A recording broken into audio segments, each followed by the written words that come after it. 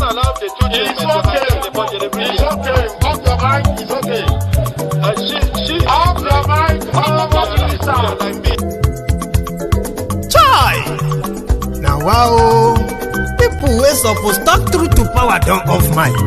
And if we talk, now 500,000 they go summer us call them hate speech. But fear not, Maiyegun don't come. Him go torchlight every corner, nooks and cranny of all these bad people where they spoil our country.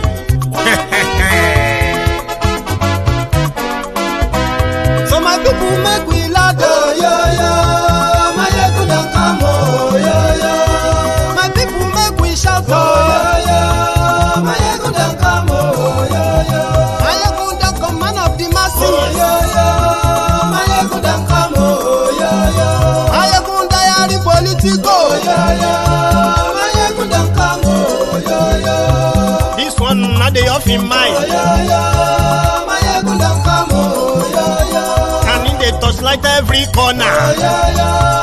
Maiyegun don't come, oh yo yo. Okay, some people be they holla say they want the power. Chai, them be promise us say we go get light and power. Nah. Them hustle sote they can't get the power. But now they know they do anything with the power. Sure. Every day, dollar just they get the higher power over Naira. Still them talk say make we off mind. But thank God say Maiyegun don't come. So my people make you laugh, oh yo yo. Maiyegun don't come, oh yo yo. My people make we shout, oh yo yo. Maiyegun don't come, oh yo yo. Maiyegun don't come, man of the masses, oh yo yo. Maiyegun don't come, oh yo yo. Maiyegun diary politico, oh yo yo. Maiyegun don't come, oh yo yo. This one not they off in mind, oh yo yo. Maiyegun don't come, oh yo yo. Person where they do evil, no one make person talk. Them say that Maiyegun, that man too they talk. He too they talk. Say Maiyegun diary, he they hot like pepper. But every day, then they take money in bulk. Woman picking, they the street they hawk. Still them talk say, make we no talk. But thank God say, Maiyegun don't come. So my people make you laugh.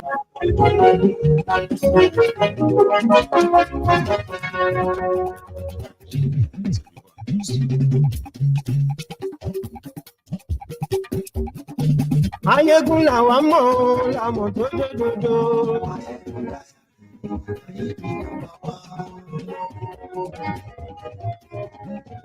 Maiyegun la wa mo. Hello there. Good morning to you, good afternoon to you, and good evening to you from wherever you are joining me from. It is Maiyegun Brunch Time Live.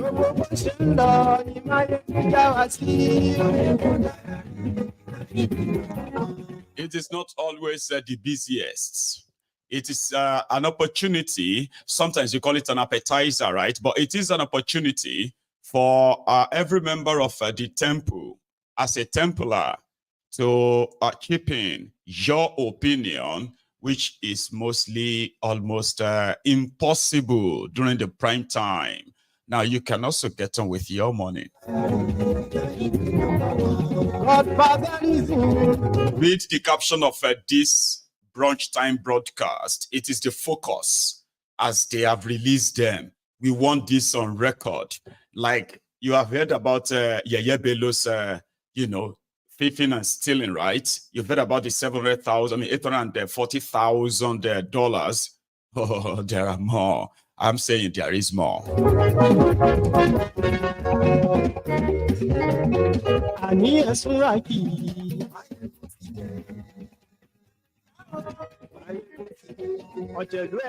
you so much, Motide. So it's not like our prime time, you know what I mean? You can call in anytime you want and be part of this. So the gist is to put it on record. How much of stealing did Yeye Bello and his gang carried out in Kogi State in 8 years? The damages. I'm quite happy that I'm quite happy to see some of the Kogi people who mobilized themselves to the EFCC office, demanding that this must not be a business as usual. They must do something. I agree. That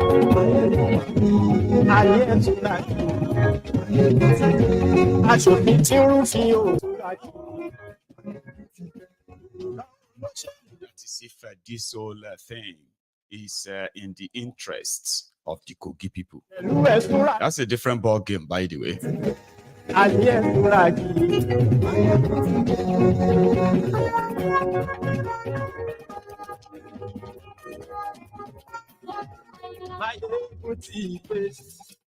Today. So good morning to you in America, South America, and I think North America as well. Good afternoon to you if you are watching me from Africa or Europe. Maybe good evening to you if yours is right now. You are watching from the Asian continent, so to say. But thanks for joining me anyway. So let's go take a look. You have been following the Yeye Bello's drama, haven't you? Like, even like, you know, consciously, somehow, or subconsciously rather, right? Right. Now, here is what the EFCC just released. In the last 1 week alone, Yeye Bello has, changed from the former governor of Kogi State to a fugitive that now lives in hiding, all because of his atrocities when he was the governor of Kogi State. Yeye Bello is the textbook definition of never believe that theory that, oh, the ruiners of Nigeria or those who are responsible for the destruction of Nigeria are the old people alone. Now, Yeye Bello will make you disbelieve that now. Yeye Bello became governor of Kogi State by circumstance. And he was the youngest. He became governor at the age of 40. After all the abracadabra that followed the death of, what's that man's name again? Audu. The man that was winning the election, and then he died, and they had to conduct a rerun, but by changing the name of the candidates and with the help of Aisha Bokwari and few others, in order to spite, don't forget that too, in order to spite Tifnumbu, that was how Yeye Bello became governor. You remember Faleke? Do you remember Faleke?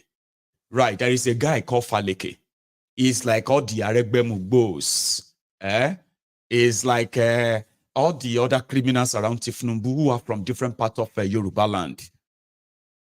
Faleke is from Kogi, but he's a House of Representatives member for people of Lagos State.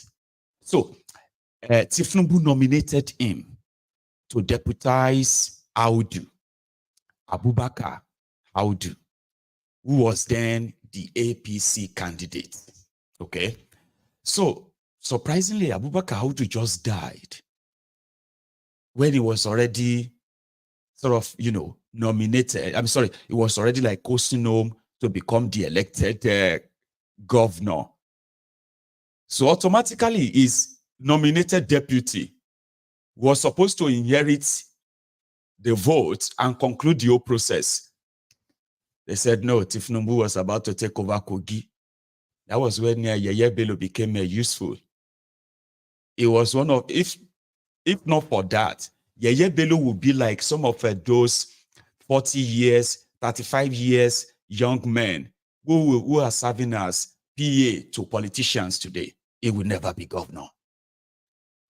But the power that be at the time were like, they had to stop Tifnumbu. That's the true story anyway. But the rest is now history. Yeye Bello became governor of Kogi State at the age of 40. By the time Yeye Bello concluded the two-term tenure of 8 years, he had made the people of Kogi poorer. He had possibly like every other part of Nigeria, contributed to its own, quota to the destruction of Nigeria and our people.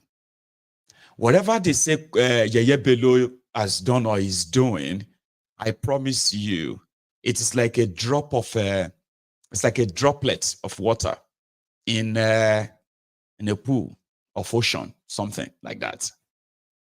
So Yeye Bello can be a bit of a lens into, like an insight into the inside criminality that the entire system in Nigeria promotes or sustains, which is not in the interest of any one of you. Wherever you are in Nigeria, you are under one thief right now. Your people are under one thief right now that is doing either the same thing like Yeye Bello or even worse. But right now, the system is going to let him do it. Do all the stealing, do all the looting, until when he is probably out of favor or out of their clique, that they can put up a spectacle like this to entertain all of us. But do not get drawn into it to the point that you will miss the real thing, the crime they have committed against you. Okay? Don't get drawn into it too much. And as for Yeye Bello, I don't know how to feel for Kogi people, because whatever the Kogi people are going through, my people are going through the same thing in Ogun State, under another career criminal, ex-convict, dubious Dapo. So what else can I say? Just wait for when they now say, oh, officially now we'll tell you what they have done. And then one day they will show us too how he used this money, how he converted the allocation to dollars, how he transferred the money to this account, to that account, and for this or that, billions, millions, buy properties. They will now start showing us. But when they are doing it now, that they are doing it, they can't really touch them. They are untouchable. So that's what Nigeria is. Very sad, right? So let me give you the list from what the EFCC released today. Not today, yesterday.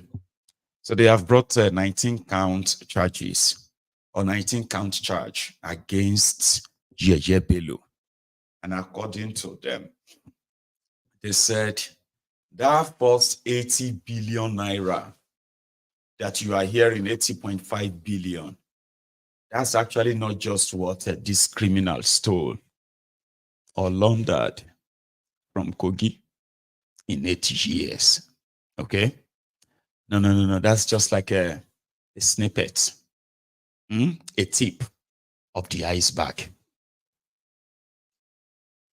And that's just one. Here they said 950 million naira property in Maitama, Abuja. 950. All of these are stuffs that the criminal acquired for himself, his family, his wives, and others in the name of his children, all looted from the treasury of Kogi State.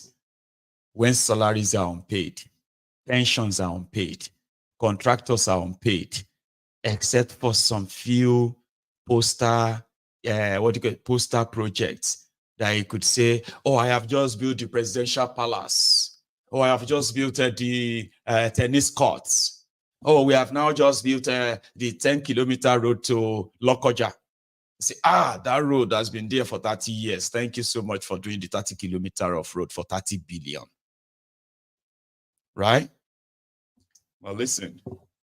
EFCC said, third, 100 million naira property in Gwarinpa 2, Abuja.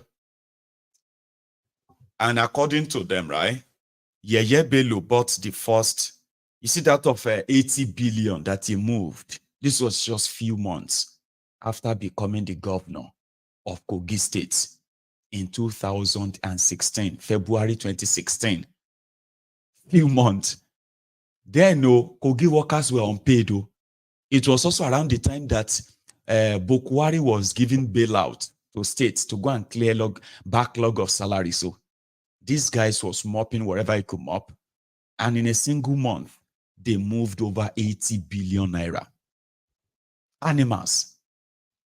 So they said the house, 950 million naira house that he bought in Abuja, he bought that again in 2023. That was when he bought that one.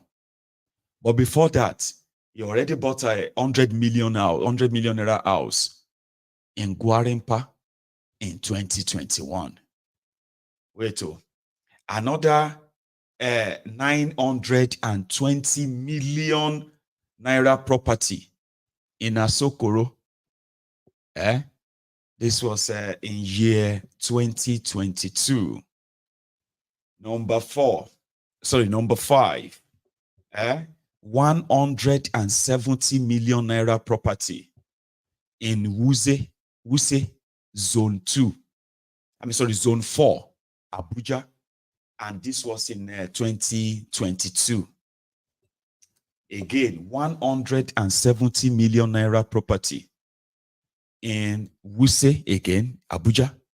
This was in 2022.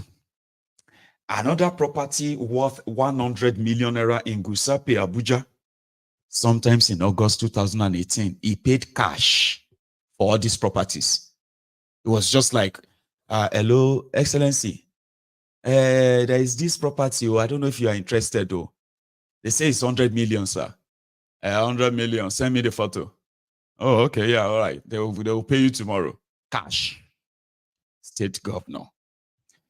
And number 8. Another 66 million naira property in Aminu, Kano, Crescent, Wuse 2, Abuja. So he got that in February 2020. Same way, cash. He paid cash. So another 550 million naira property in Maitama, Abuja. 550 million naira property in Maitama, Abuja. And this was in February 2022. He paid cash. So another one here, 650 million naira worth property in Wuse, Abuja. He bought that in 2021. Cash. Also, another 650, number 11. They said 5 million dirham. But I need this to face me properly. Because, I've got my eyes a little bit. Give me a circle. I need to make it easier for myself, especially for my eyes. So I prefer that. Thank you. So number 11, 5 million dirham. Dirhams. A property in Dubai. He bought that in 2022. Cash. Another 60 million naira property in Wuse Zone 4. He bought that in 2016. Another 310 million naira property in Wuse Zone 4, Abuja, again, in October 2017. Cash. Another 412 million naira property in Wuse, that same Wuse, in December 2020, during COVID. Yeye Bello, they buy a house with people's salaries, Kogi people's salaries, allocations, cash. Number 15, another 84 million naira property in the same Wuse Zone 4, Abuja, in March 2021. This is also around the time of COVID, when Kogi people, they break warehouses to look for expired food to survive on.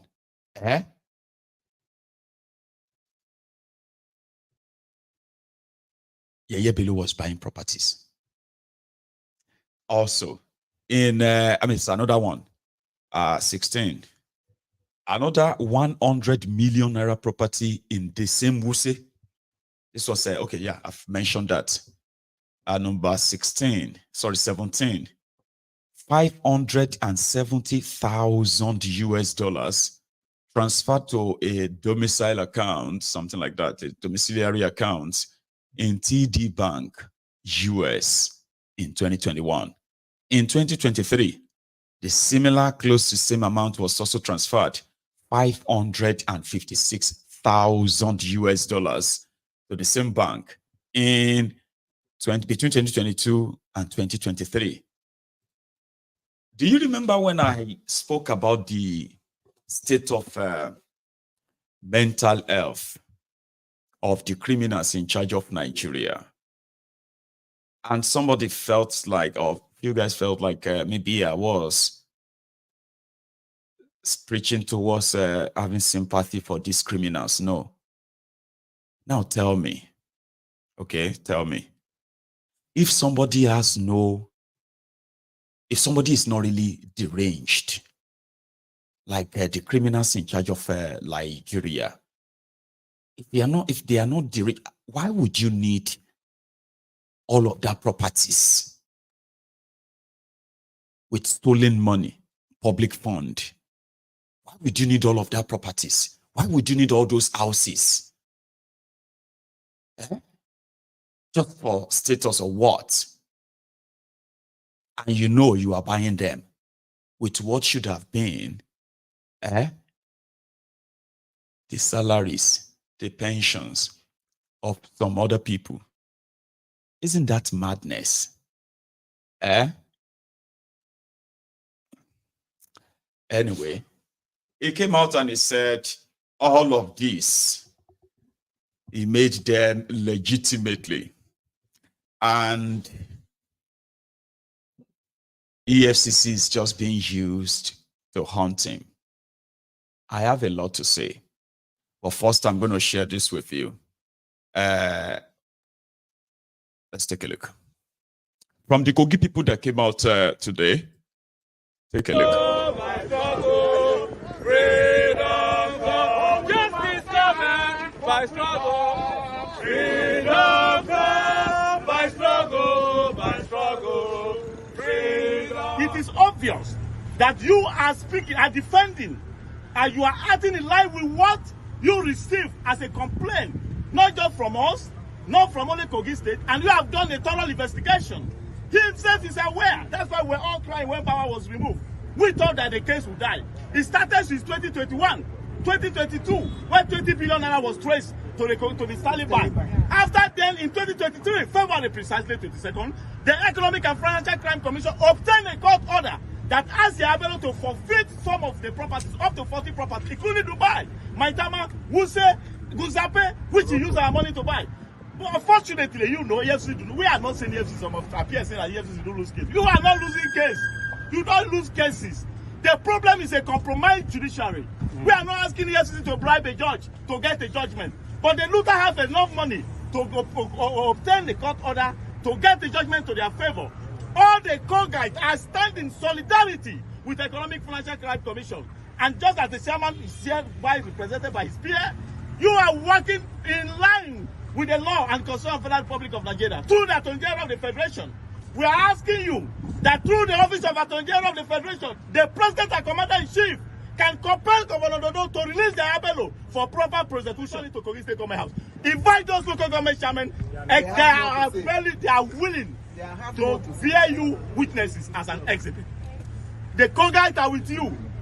Ordinary citizens of Nigerians are with you. And we are here to encourage you. We are here to motivate you. Some has lost their life. Some are still facing some series of court cases. So many people. So now the time for justice is now. Thanks and God bless. My name is Wuse. I'm acting director of public affairs here at Efcc. I want to thank you all for coming to identify with the work of the Efcc. I'm, for instance, personally very happy that I can see citizens of Kogi State that are concerned about the misuses of their state resources. I want to assure you, I have the permission of the chairman to assure you that this matter will not be swept under the carpet. Thank you very much. Thank you. The issue that we have with Yeye Bello is not a personal matter. The Efcc is just out to enforce the law. We have a charge that is pending before the Federal FCT High Court, Abuja. All we simply want Yeye Bello to do is to answer to those charges. We are not concerned about renting crowds or getting people to speak in our favor. No. All we want is for him, wherever he's hiding, let him come and attend to the charges that have been filed against him. It's not a personal issue. The commission have had cause to arraign several former ex-governors. Some of them are walking free now because they have already been arraigned, properly arraigned and granted bail. That is what we want Yeye Bello to do, because there's nobody in Nigeria that is above the law. Yes. Yeye Bello, as a former governor, does not have immunity against prosecution, and he knows that. So wherever he's hiding, the message I have for him this morning is... I mean, that's beautiful to see, but it's pretty much part of the old drama, because there are many others. Yeye Bello is a criminal. He's a fugitive, but they know where he is. And we all know why they can't really go for him, or why they are yet to go for him. It is simply because this whole thing is not about the Kogi people. Because if it is, they will get him. And as for the properties already confirmed, they will have a court injunction that would have forfeited majority of them. I am yet to see EFCC freeze Yeye Bello's account. I am yet to hear that. Yeye Bello still have access to all the stolen money? Oh, he's probably moving a lot of them even far, far away from where they can be reached. Every day that they continue to come on the screen to tell us, as if to say, Yeye Bello is invincible. They know where he is. That's not the only drama I want to share with you. As those ones were asking and backing the EFCC, the, what do you call it? There were others who are willing and more than happy. Sorry. There were others who are more than willing and happy to do the bidding if the price is right. And I think it might sound ridiculous, but some guys actually said this. We are all Nigerians, and we know how politics is being played in this country. The person in question, before assuming the office, was a successful businessman. That's the first thing I want everybody to know. A successful businessman. This person in question as well has refunded a lot of money, what billions of naira, back to the state government, to the federal government, a World Bank project, right? Okay, fine. Now, if this person wants to embezzle money as the media has portrayed it before the general public, do you think he will refund back all this money? No. So whatever that is happening, that the media has to come forth to start saying that he paid money or he did not pay money, does it mean that all his life he doesn't have such amount of money to pay for his children's school fees? And the people talking out there, now let me ask, these people talking out there, are their children in Nigeria? How are they paying their money? Is it because they did not come to the public, or because they don't have issues with EFCC? Was that the reason why former governor of Kogi State is being dragged into the mud? Because he paid his children's school fees with that kind of amount of money? People says he withdrew it from the state treasury. I am sorry, please. How much are we talking about here? How much is the Kogi State allocation? Hello, let's Nigeria. We are on airlines here. Let's think. How much is Kogi State allocation? Okay. Since his assumption of office, has he done anything? Anything? A project? How much does the project worth? That at the end of it all, $720 million, $1,000, right? No. $782 million, $1,000. Are you getting it? Being paid just school fees. Hello. There is one thing my people used to say. Life doesn't always come as planned, but in every situation we find ourselves, we make the best out of it. Whoever that brought that forth to the public is trying to make the best out of the situation at hand. And I promised you, by the special grace of God, if the due process is being adhered to and they followed it properly, the end justified the means. We support him. We don't know where the smoke is coming from, but all we know is that a man of his caliber, who have received numerous awards, both nations and international, in terms of transparency and accountability, has been chasing up and down by the institution, EFCC. We are here to call on Nigerians that in a situation like this, is it proper? How do we address it that some institutions should jump court order? Institutions should jump court order to chase a man of integrity like this. So, my fellow Nigerians, our agitation here is this. Nobody is above mistakes. If it is possible that what they say that Yeye Bello did is right, let them respect the court order and follow due process. We stand for justice.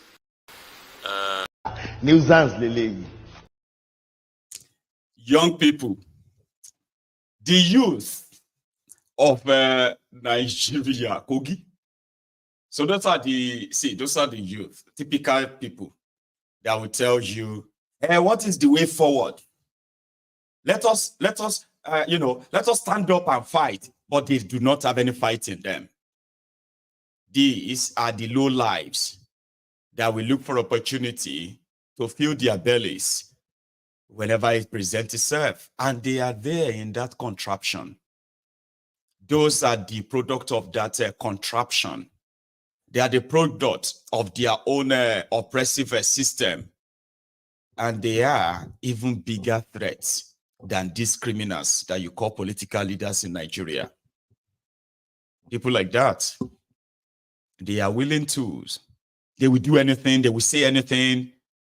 And forget about names and forget about face. Somebody is asking that how did people get so easily convinced to go to public and, say things like this or defend people like this? No easy, you understand?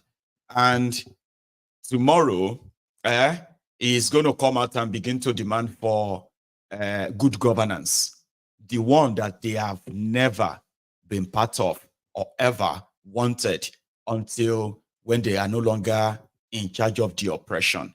So Yeye Bello is hiding as if that is not enough. Listen to this. This was even said on the floor of the Nigerian House of Representatives. It is not just about looting. You have terrorists, criminals in charge of your different government houses. Yeye Bello is just the picture to see and look through all of them. A labor leader in Kogi State, who was in the forefront. The labor movement criticized the governor for not paying salaries. And after 5 a.m. prayer, a Muslim prayer, the man was accosted to his house and was murdered in cold blood. With someone was with him, they took the life of both of them. Up to today, nothing has been said about it. They've not been able to produce those that killed the man. What has the man done wrongly? For daring to criticize the governor for not paying workers' salary. If you ask me, is my life not at stake talking to you in this way? Very much at stake. Mr. Speaker, my colleague, just like Esther in the Bible, when Mordecai went to Esther and said, if you remain in the confine of the palace and think your life is safe, God will send a deliverance to his people. But Esther stood up and said, if I perish, I perish. And he went to the king and secured the salvation of his people. The life of the citizens of Kogi State is at stake. If we sit at the comfort of this palace.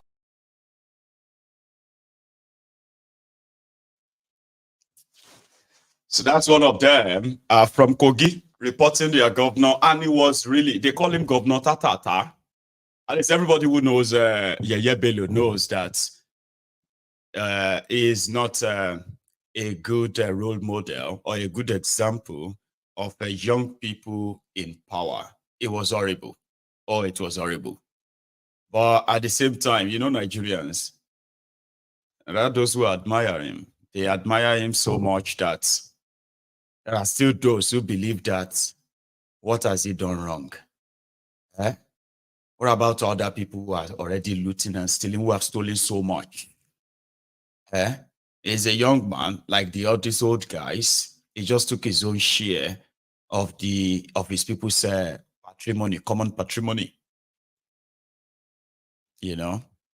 And they're out there standing up for him. I mean, I have covered Yeye Bello since 2016, just so you know.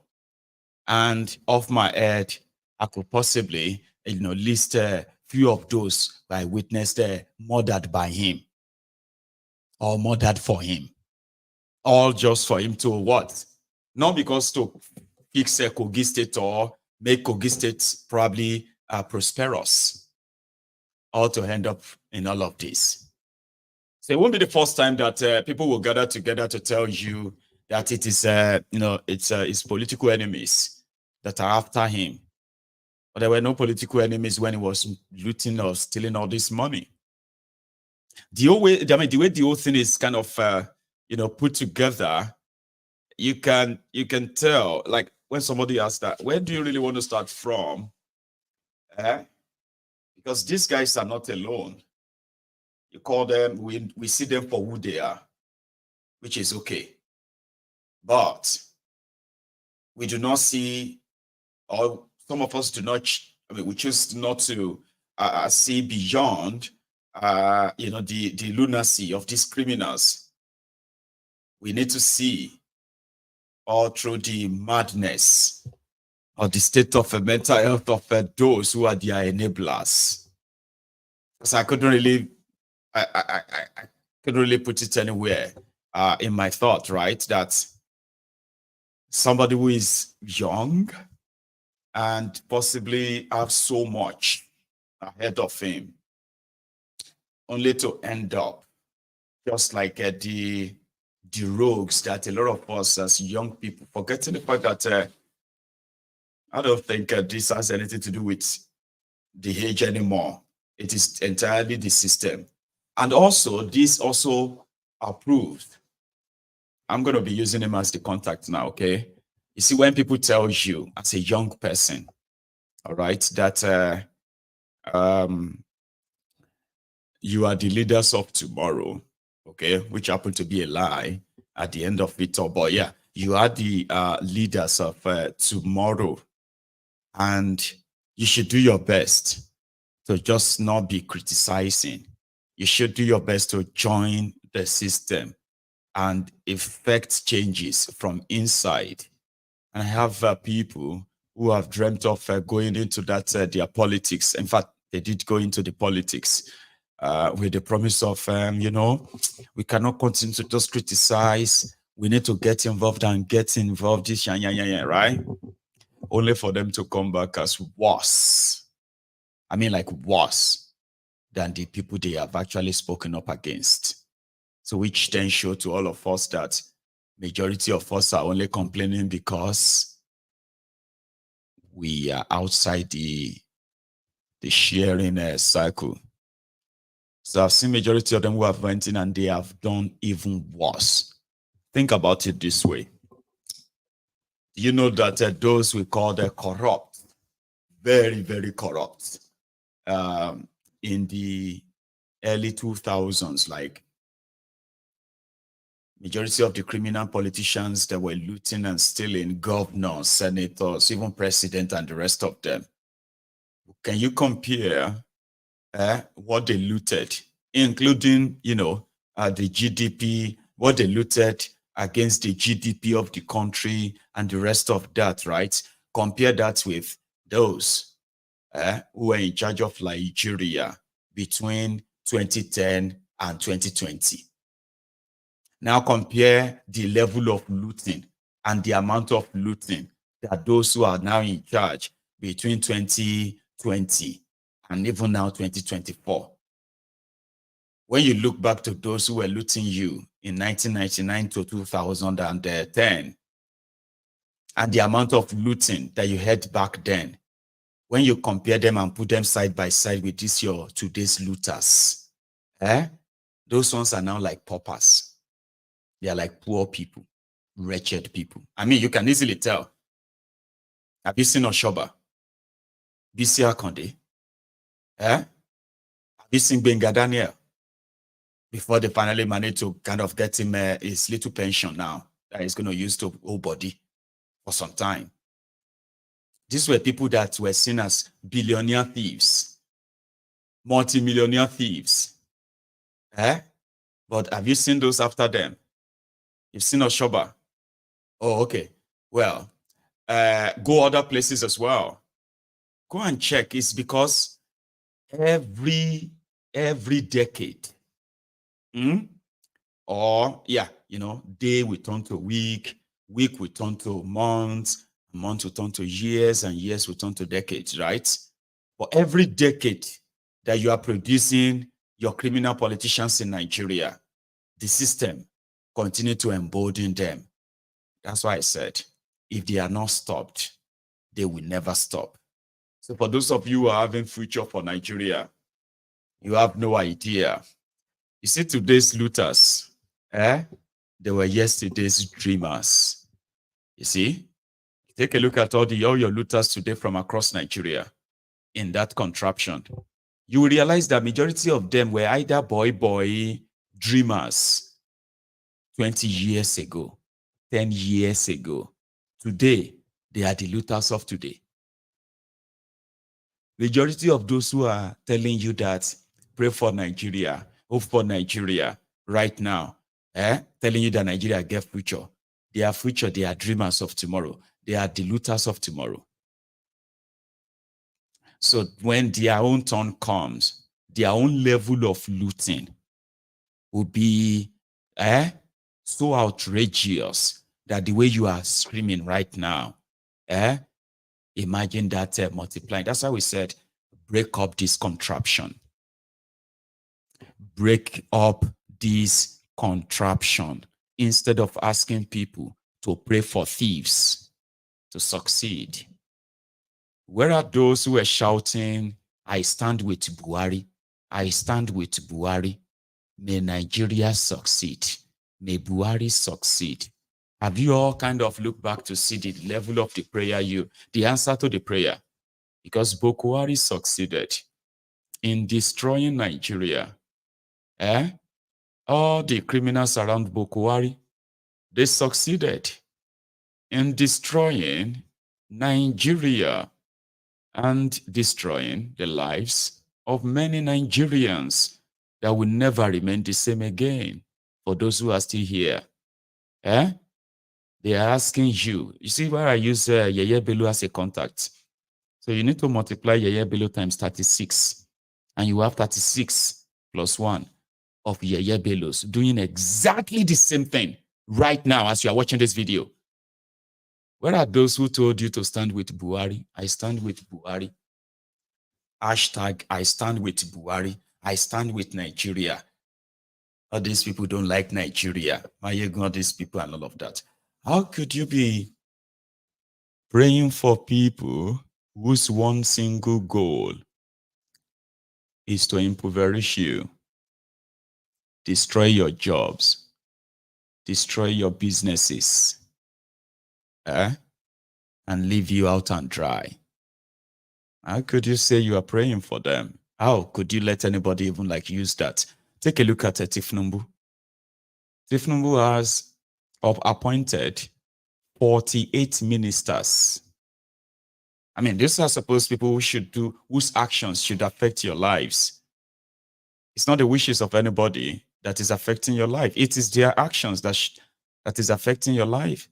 Actions and inactions. Out of 48 ministers, 42 of them are under EFCC investigation. 42.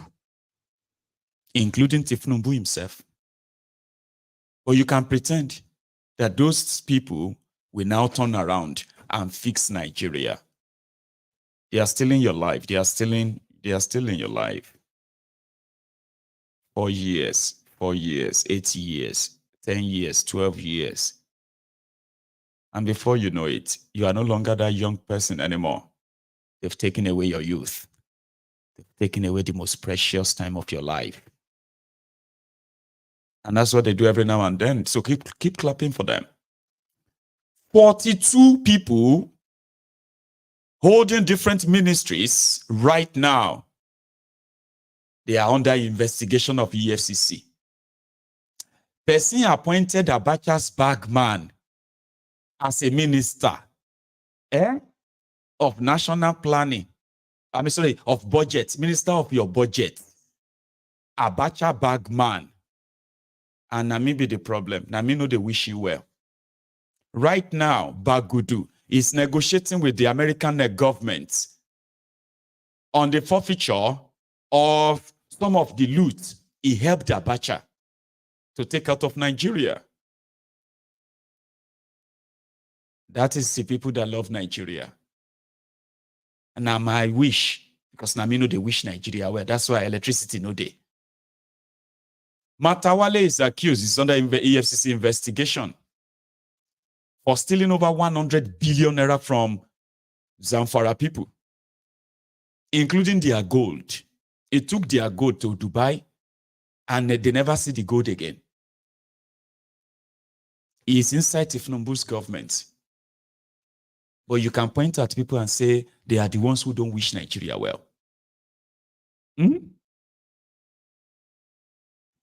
So, I mean, it's all right if that makes you feel good or better, but there is something you won't be able to deny.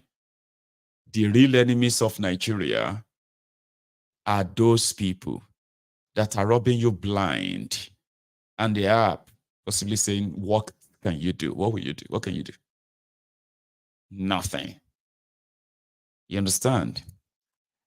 So when they turn around and try to want to make you feel so guilty for calling out the criminals who are so hell-bent in destroying humanity, in stripping you of your humanity, they are turning people to animals. People who are like zombies, who can't really think anymore. People are so engrossed with what they are going to eat. Because that's the only thing that they have left. They've lost everything else.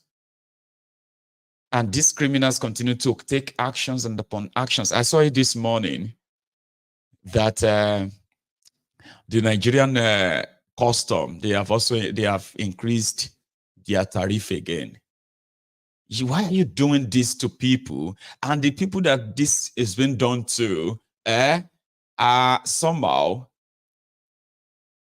should I say, confused, or are too so insaturated with so much lies that we have no idea where to even start from the healing.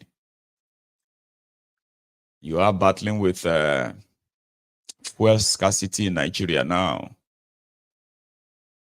And a lot of people are going to suffer that in such a way that it will look like this can't be the work of any man. It must be some error or something somewhere, not an orchestration from someone somewhere, because they can do it, because the system allowed them to do it.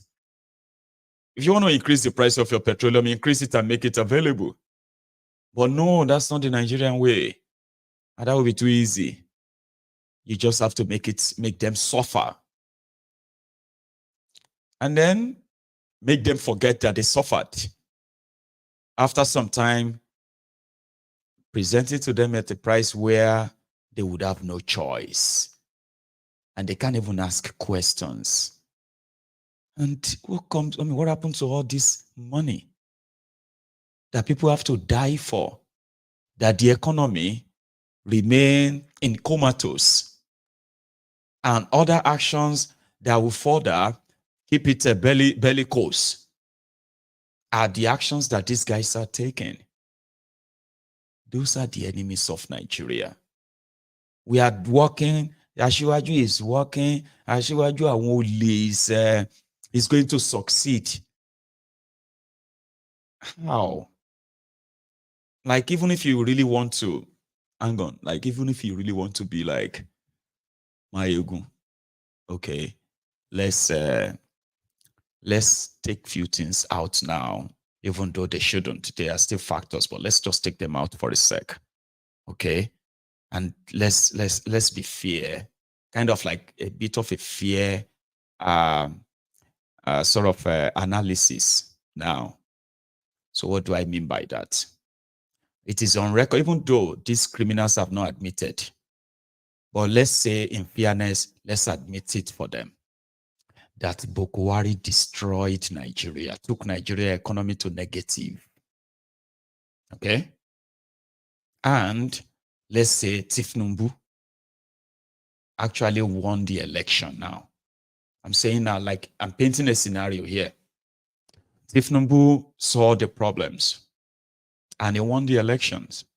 And he decided that, okay, now he is not responsible for the destruction of Nigeria, even though he's from his party. In fear, let's say in fairness. Okay? And because of this, for Nigeria to recover from the 40 years backwardness that Boko Haram has forced on the people there, right?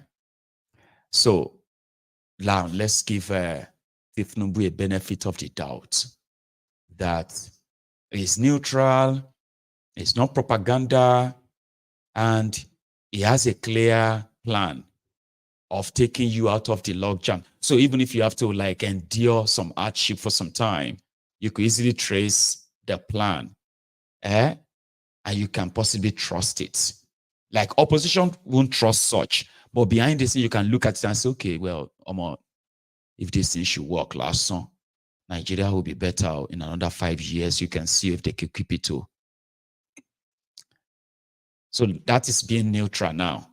And you can now say, just judge this person by what he is doing, not by what they did before him. Here you get now. Let's okay, oh yeah, let's be fair. Now, what are the Tifnumbu? What exactly is Tifnumbu doing?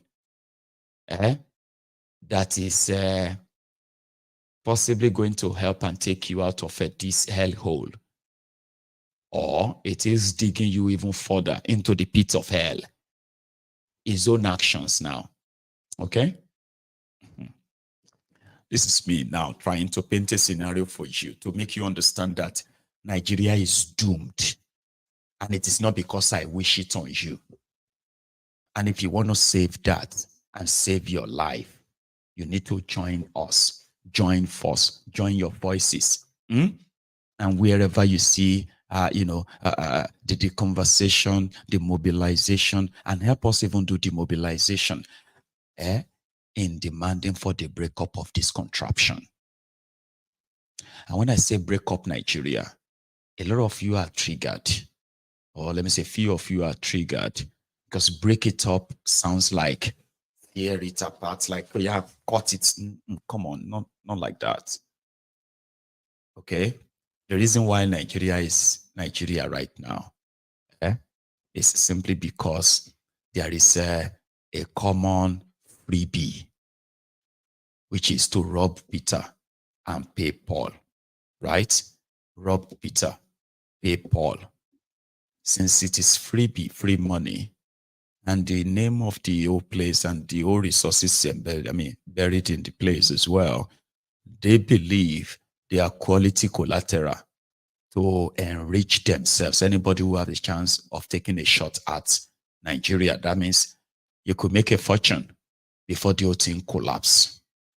So when you want to break up Nigeria, the first thing first is, we will first agree, okay? Make everybody go and day in day your day, mo day our day. Let the Eastern Nigeria day their day. Let the Western Nigeria day their day. Let the Northern Nigeria day their day, okay? And keep their own resources as it should be. And that will start with what is called the autonomy. Now, if the people in these areas agrees that, you know what, don't call us Western Nigeria or Eastern Nigeria anymore. We don't want to be part of this union anymore. So the people will decide, okay? And they will tell the rest of us, we are leaving. By then, there's nothing to share anyway. You know, you've already broken everything into pieces. Nothing to share. Go and fend for yourself. So as long as there's nothing to share, there will be no reason to kill anybody. There will be no reason to even force you to remain in Nigeria. Do you understand? So break up Nigeria. Break it up to save lives means it starts from that thing that will make a Fulani carry gun, go kill a Yoruba man on his farm, rape a Yoruba woman on her way to the market, kidnap an Igbo man on his way to his business, in his own country, in Igbo land, right? That will never happen. Okay? And that is the process. Except for that, Nigeria is doomed. And it is not a wish. It is by the actions of these criminals. So waiting Tifnumbu want to help make your Nigeria Naira strong. Waiting Tifnumbu they do to ensure that over 80 million of you that became jobless and then impoverished are back to work. Waiting Tifnumbu they do to ensure that the insecurity, the kidnapping, and the prosecution of the terrorists and their sponsor is at the is on a high priority. Waiting they do to curb that and ensure that the people that have been chased out of their homes are returned back to the rebuilt, rehabilitated communities by the unsafe communities. Waiting they do. Of course, it's the same story, isn't it?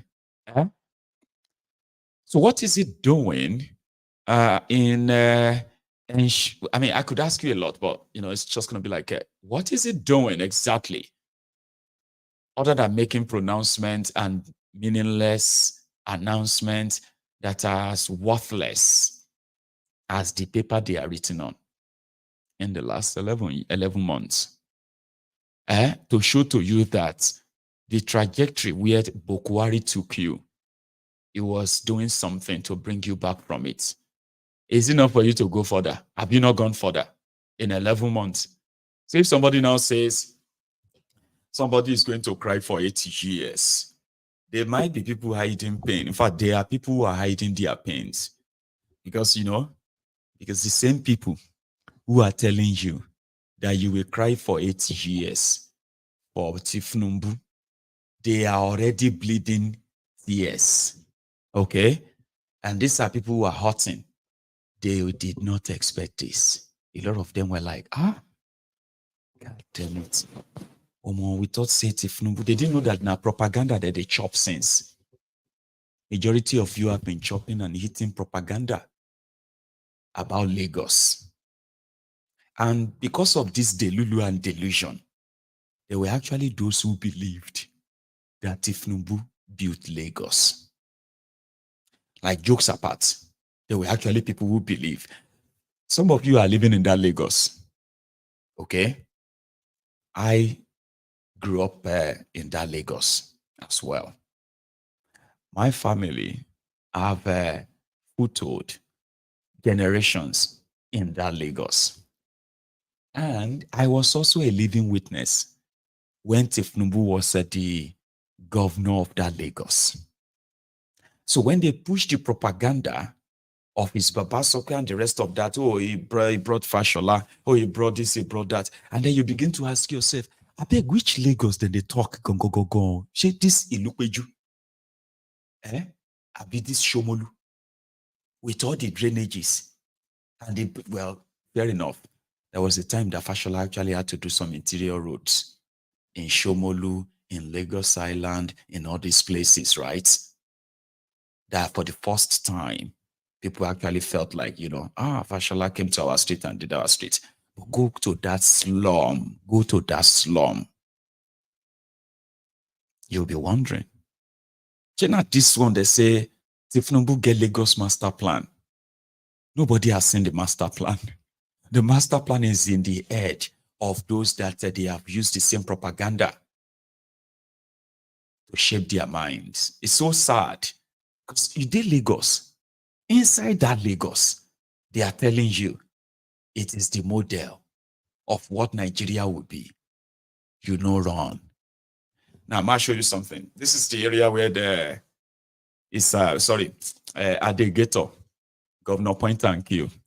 This is where he's claimed to be officially come from as the governor of Lagos, in Lagos Island. They don't get water.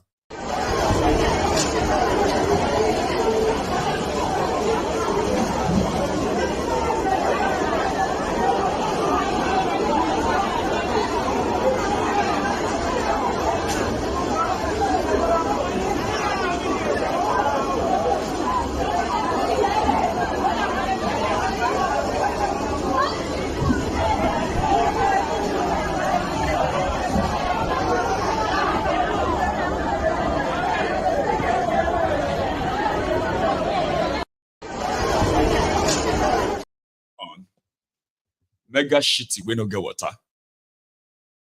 We are Lagos has always been like, a flex. So that won't take your flex away from you. But it's just that sometimes you take it too far. You make it look like it's not the same Lagos. Abba. You're mega shitty. Not the same place. All of us, we grew up there too. I've got properties there. I do. I've got properties in Lagos. So I'm a landlord in Lagos, by the way. So you know. So they take them too far, and they told you that's going to be the concept of what they are going to make Nigeria. And it's been 11 months, and there is no coming back from this. They've dug you more into depth, just like Bukuwari. And they have also sort of tried doing their best to overfeed you with propaganda, so that even when you are dying, you won't believe that you are dying. I cannot die like this. I thought this country is already becoming great. No, this is not me dying. Oh yeah, I'm dying. Oh, dying disappointed. So when you look at when you look at the Tifnumbu's as leakers, those who want to make you think now that if you say all this I am saying right now, it is because you hate the Yorubas. Like if you say something about Yeye Bello, there were people in Kogi then. Probably there are still people in Kogi that will be fighting you because they believe that if you say anything about Yeye Bello, you are insulting the Kogi people. I mean, I have seen some idiots or maybe some lunatics that have actually stood up to say, it's not that I like him, but he's my state governor. Anybody, if you are insulting my state governor, you are insulting all of us in our state, and I will not take that. I say, am I a voluntary slavery? No, sir, she's talking and she's turning her head because she's like, no, we cannot, you cannot be insulting our governor. Go and insult your own governor. You can insult your own governor. You cannot be insulting our governor. I've seen that. And that is what the Tifnumbu Abobakus are doing. The Yorubas are suffering. Everyone. Efik, Joy, Bibi, Onu, Petty, Fee, Yoruba Ishekiri, Igbo, Yoruba, Hausa, Fulani, everybody is collecting.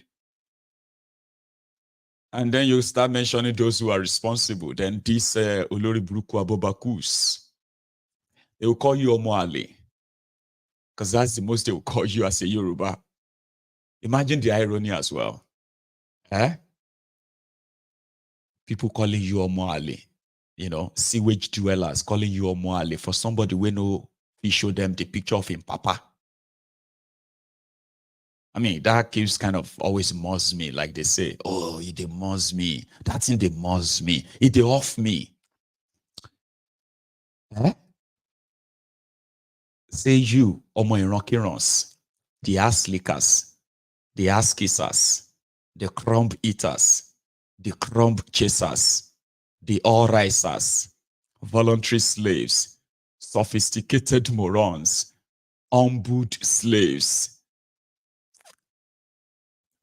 Is he a Yoruba man? I say Yoruba. How can you be attacking Yoruba? You are Umwali. Then if you are not Yoruba, then they will quickly tell you, talking about Tifnumbu's failure is an attack on Yoruba. Irony, don't believe them. Don't let anybody tell you that speaking out as a victim of a rotten system, that APC, Egbekegbe represent and Tifnumbu as well. That speaking out is an attack on you. They are using that now because that's the only thing that they can use. And it is a diversion, like a deviation tactic. They will tell you that it's because you hate Yoruba. Okay? And then you begin to be like, no, I do not hate Yorubas. I'm talking about the government and their failure. No, you are not talking about government. Now so all of you, the people, you hate Yorubas. You hate Yoruba. Is it only Tifnumbu that is kinikoni?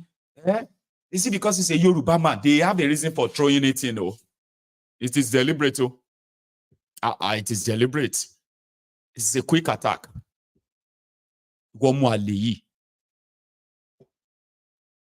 jati.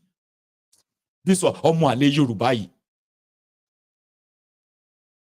How does Omoale Yoruba have to do with the criminality, the inefficiency, the corrupt lifestyles of these criminals, their actions and inactions that are affecting the lives of every sundry? It's affecting everybody. Everybody is just coping. You're just coping. Don't cope. Say your mind. The lunatics that are trying to turn it into tribal this, tribal that, they know what they are doing. Okay? They want you to respond and say, fuck the Yorubas. What do you mean? What are you this Yorubas? That's what they want. They want you to say, oh, what is wrong with all this Yorubas self? I don't know that Yorubas always love this evil. Why are the Yorubas this evil? And that is how they condition you systematically. Okay? Oh my God, the electricity, the national grid has collapsed again. Man, this Tinubu na total failure. Now, so then somebody will jump into it and say, we know that all of you Igbos don't like Yoruba anyway, but if Tinubu will succeed in Jesus' name, Nigeria will be great. You know, you have nothing to say about Yoruba. You said Tinubu, Abi. Then they want you to respond and say, what is even wrong with all these Yoruba people? Now one person, now one criminal, faceless idiot. Quickly, he don't drag you to tribal war. And before you know it, yourself, you know, this person cannot defeat me. I am Igbo. I cannot agree. You are mad. All the Yorubas are mad. Who told you? Is it not the Yorubas that are betrayers? Is it not you have started? They've triggered you. And another Yoruba will jump in. Man, I don't want to say anything before, but I have to say something. You, Chukwuemeka, you are very stupid. How dare you say that about Yoruba? You that your Igbo people, is it not your Igbo people that kiniko, that's it. Another Yoruba will jump in. Another Igbo will jump in. Then another one will come in. If that one will be Hausa. Well, sorry, Jareleke. That's what they do. All these Igbo people, that's why nobody like them. Baba, how did Tifnumbu's failure and his government quickly turn to Igbo, Yoruba, Hausa, Fulani, Yoruba, this or that, and you don't know that it is all programmed that way? You are easily triggered because genuinely, like real for real, you know something? If all of us want to be honest, we are not supposed to be in the same country. Like in truthfulness, we can't even wait to kill ourselves. In our utterances, even though they will tell you, Nigerians are the most lovely people. Now the leadership is the problem. Now lie. We will still embrace ourselves. We will play with ourselves. The same way a lot of us forget about where we come from when we meet outside the shores of our different countries. We forget where we come from. Your brother from Tanzania, your brother from Ghana, your brother from South Africa. You are so happy to be in the same room with them. And they call it African diversity. You can do the same thing to Biafrans, the Arewans, the Kwarara fans, the Middle Beltans. When all these countries also emerge, you can see them abroad. You can see them in your country. And you can embrace them as, my Ijo brother. Remember when we used to be in the same country and we can't wait to kill ourselves? But now, we are all fine. There's no reason to hate ourselves anymore. How is Ijo nation? We do Ijo. Our president, the fumble. We go remove them by December. All of us go remove them. I say they don't build one biggest refinery in your region now, in your country now. That is now so, Baba, we don't do all that one though. They don't burn them well. A nice one, nice one. Like that. We can be like that. Instead of this contraption. I'll take my first call. Here. Hello. Maiyegun, good afternoon. Good afternoon, sir. How are you? This is Adeza from Edinburgh. Say that again. Who is that from Edinburgh? Adeza, my brother. Yes. How are you, sir? How are you doing? Fine. How's Glasgow today? Well, Glasgow is all mixed, raining, cold, and sunny. As always. Always fine. Yeah. Okay. How is Edinburgh today? Edinburgh is cool. It's sunny. Oh, bless you. Not raining yet, no? No, not raining here. Okay. So here we are, this noon. Yeah, first of all, let me thank you for the good work you are doing to enlighten those who want to be enlightened. Because there are people who don't want to be enlightened. They keep on living in darkness. And even when they are suffering it, they are still supporting people who have enslaved them. Yeah. So the hope of that slavery will not be cut from. They will continue to be at the slave. How can somebody who is in Nigeria understand your leader whose children are abroad and you are still supporting the evil they are doing? I don't understand. They are locking your schools, using the money to pay for their children's school fees abroad. Yes. Even some people enrage you, make you mad. And some people who the activities, policies, and program of the Nigerian leader have drove them out of Nigeria, separate them from their entire family. They are now abroad. They are still supporting the very evil. That's another. Sometimes I wonder, like, what would be the state of their mental health for people to be that low? What level of lowness would you be in your life, right, to now self-sabotage yourself? Like, what kind of level of low can somebody be? I do ask myself, like, how low would I go in life to begin to sabotage myself, support things that are actually out there to destroy me? How low can I go in my life? I don't understand. You know, starting from Yeye Bello. Yeye Bello is my governor. That's where I came from. Oh, you are from Kogi State. Oh, accept my sympathy. We should be sympathizing with all of you in Kogi now. That guy is a madman, honestly. I have once spoke with some of my friends in Kogi State. Understand? So I discovered that even when they are suffering, they don't actually recognize the suffering they are suffering. They say, this is our own. I say, your own is enslaving you. Yeah. You are saying this is your own. How can it become your own that your own brother is enslaving you? My sister keep on complaining, no salary here and there. how can a state grow when governor, this is the only one that can be discovered for now, this one that are listed now, there are many that is yet to be for now, and it will always be what they see. They will never see everything, ever. Understand? So this is kind of leader. It's not only him, all the 36 state governors, states, including Abuja, 37. This is all the Nigerian ministers, all of them. This is the way they behave. It is it. Understand? Okay, how do you expect the state to grow when the money that's supposed to be made for the for everybody in the state, only one person uses it to get property like this? Okay, how many of this property is going to sleep on every day? Understand? That's greed. He had used it to destroy. As a young man, when he came, people thought he would be different from the old folk, but he only became worse. Understand? It became so worse that nobody should even use that excuse anymore. That old people are the reason why Nigeria is what Nigeria. No. They have these criminals like this, who are perpetuating the same because the system allows it. I'll tell you something nowadays, all right? Talking about salary. Remember that many times I have been screaming on this platform about Borno State being taken over by terrorists. Half of it is no longer under the control of the government or Nigeria, right? The local government areas, all those local government areas, the people don't go to work anymore. Okay? They are, most of them are not even opened anymore. So they have converged in Maiduguri, the state capital, for more than 6 years now. Are you with me? But they are giving them allocation, all the local government allocation, all of everything. From that time, they have never said, okay, you do not have local government areas. They are doing elections, but those local governments are not under in Nigeria, right? So something now happened. For the second time in about 4 or 5 months, that such news will come out. The workers of Borno State. You know that Zulum? The guy where they give people rice, bag of rice. Yeah, professor. You know what the guys they do? Go a days. Imagine this, more work and slow. You collect salary of, you collect allocation for, let's say, 14 local governments.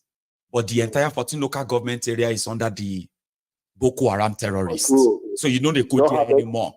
Anything like a road construction, a school construction, or this thing, they don't do your thing anymore. All that money, they with you. But you now told all the people, workers from those areas that normally I'm not supposed to pay you anymore. You know, that place no exists anymore, right? But I'll pay you something. Maybe they take a whole body. Then every month, I will be giving you bag of rice. Bag of food. For those of you who can come to Maiduguri. So now imagine, using, for example, now the salaries, for example, let's say 1 billion naira local government money for that area.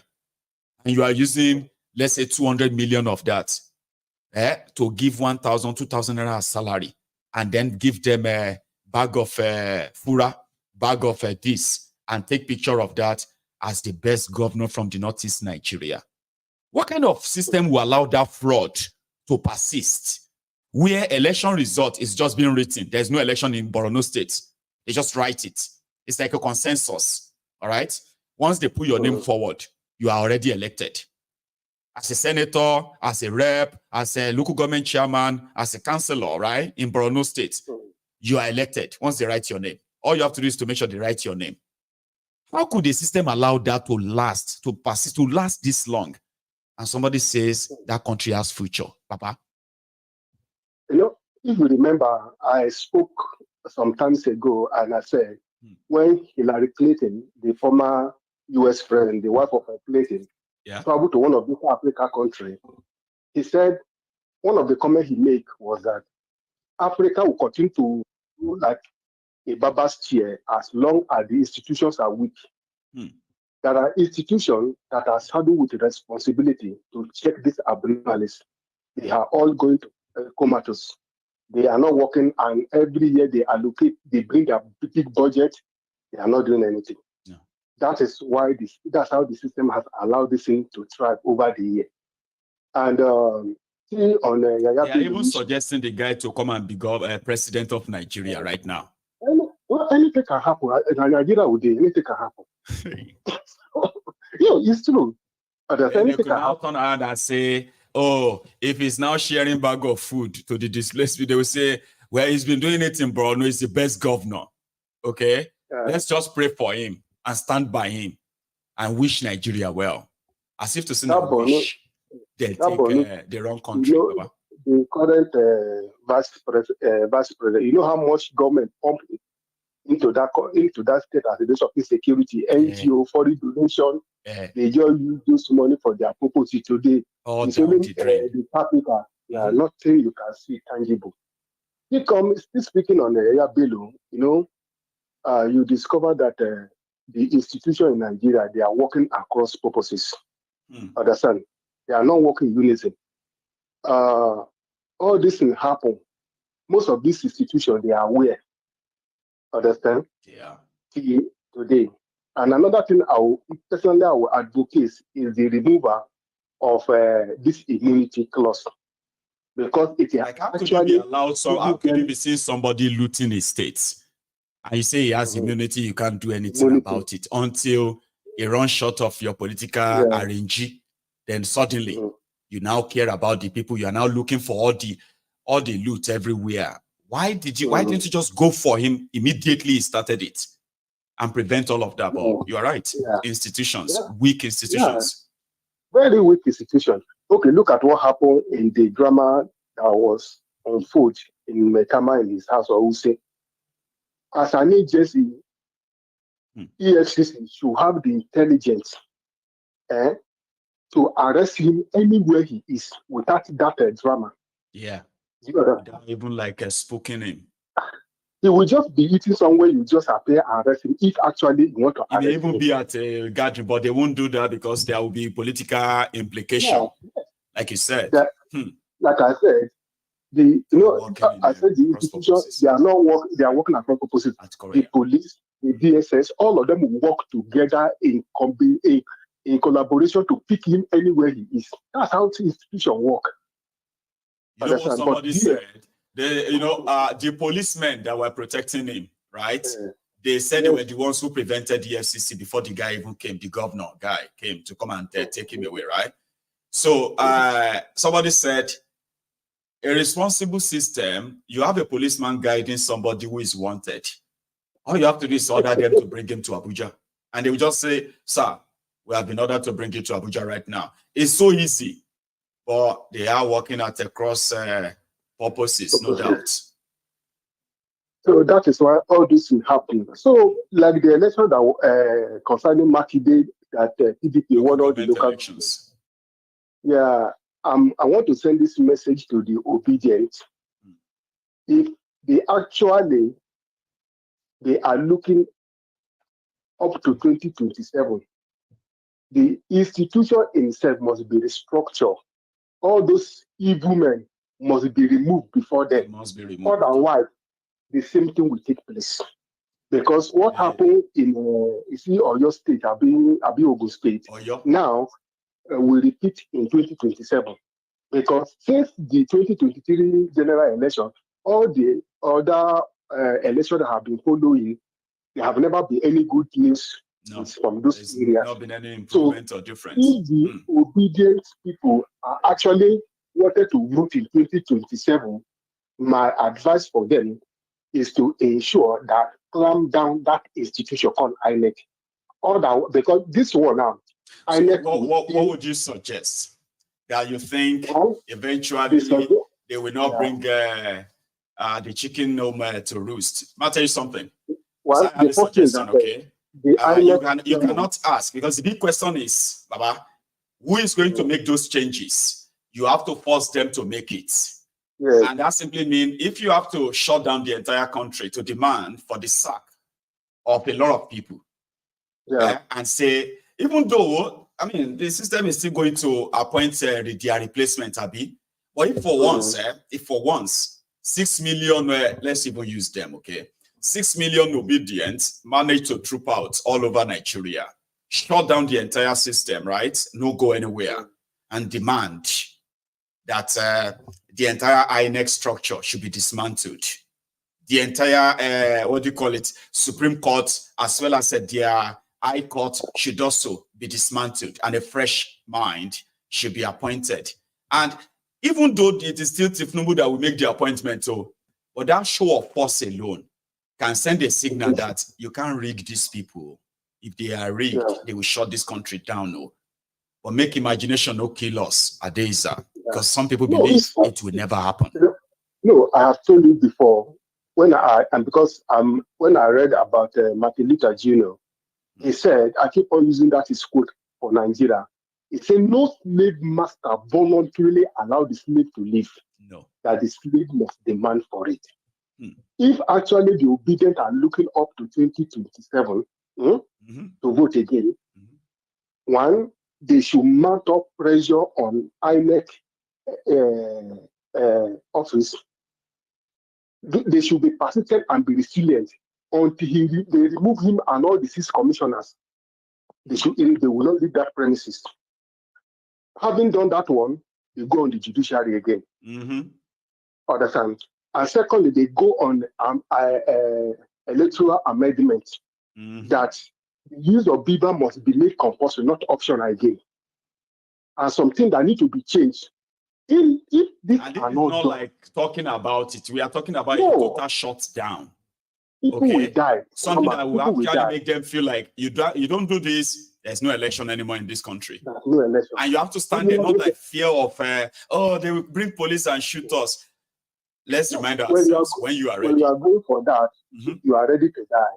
Understand? That's why I say everybody just deceive themselves, they go for now. And people are still dying every day for this charade. So these are the things, that's our candid advice I'm giving the obedient who are in Nigeria. But if these are not done, they should not expect any change in 2027. Secondly, those people who represent the Labour Party, who are in National Assembly and what are they doing? Big question. Pressure should be mounted on them, either to call them back. Because they're supposed to stand as a strong opposition to this evil that are going. Like even whether you're going to make them do something or not, let the world see you as a proper opposition. Speak up. Yes. Even if they are going to suspend you, let them suspend you. Or speak out. Or no. They are now, they say once you're at the table, you should cannot beat them, join table them. manners. Yeah, you have to exercise table manner. So you don't talk. Yeah, those are issues. And regarding what happened in Calabar or Cross River 2 days ago, the tanker, you can see the east-west road. How, just as you normally say, that the survivor of yesterday, something of that nature, is the victim the survivors of yesterday. They are victims of today. The victim of today. Those people people who survive today, we are victims of tomorrow. Those people who were victims 2 days ago, they were the survivor. They'll be hearing this program. They don't know they will be. That they will be in that place. That's the one funny thing about this system. Understand? Okay, all the noise that we can make, all the pictures he shows, where are the fire service? Not even the ambulance, the fire service for hours that the fire raged. These are the system. These are how life are being wasted every day. This morning alone, I have received more than 10 calls, assistance from Nigeria. People are dying. People are in the house. They don't have money to go hospital. That is it. See, but I'm going to tell you something, right? Somebody said, now only we men, see, that men are those who are always getting billed. So a lady now put something on social media, and she said, I lost my friend, or I lost a relationship simply because I won't buy a laptop for my Niger friend. I mean, I didn't believe that. I know that Nigerian women or Nigerian girls, they are very much askance, especially from Nigeria, if they know that you are possibly abroad.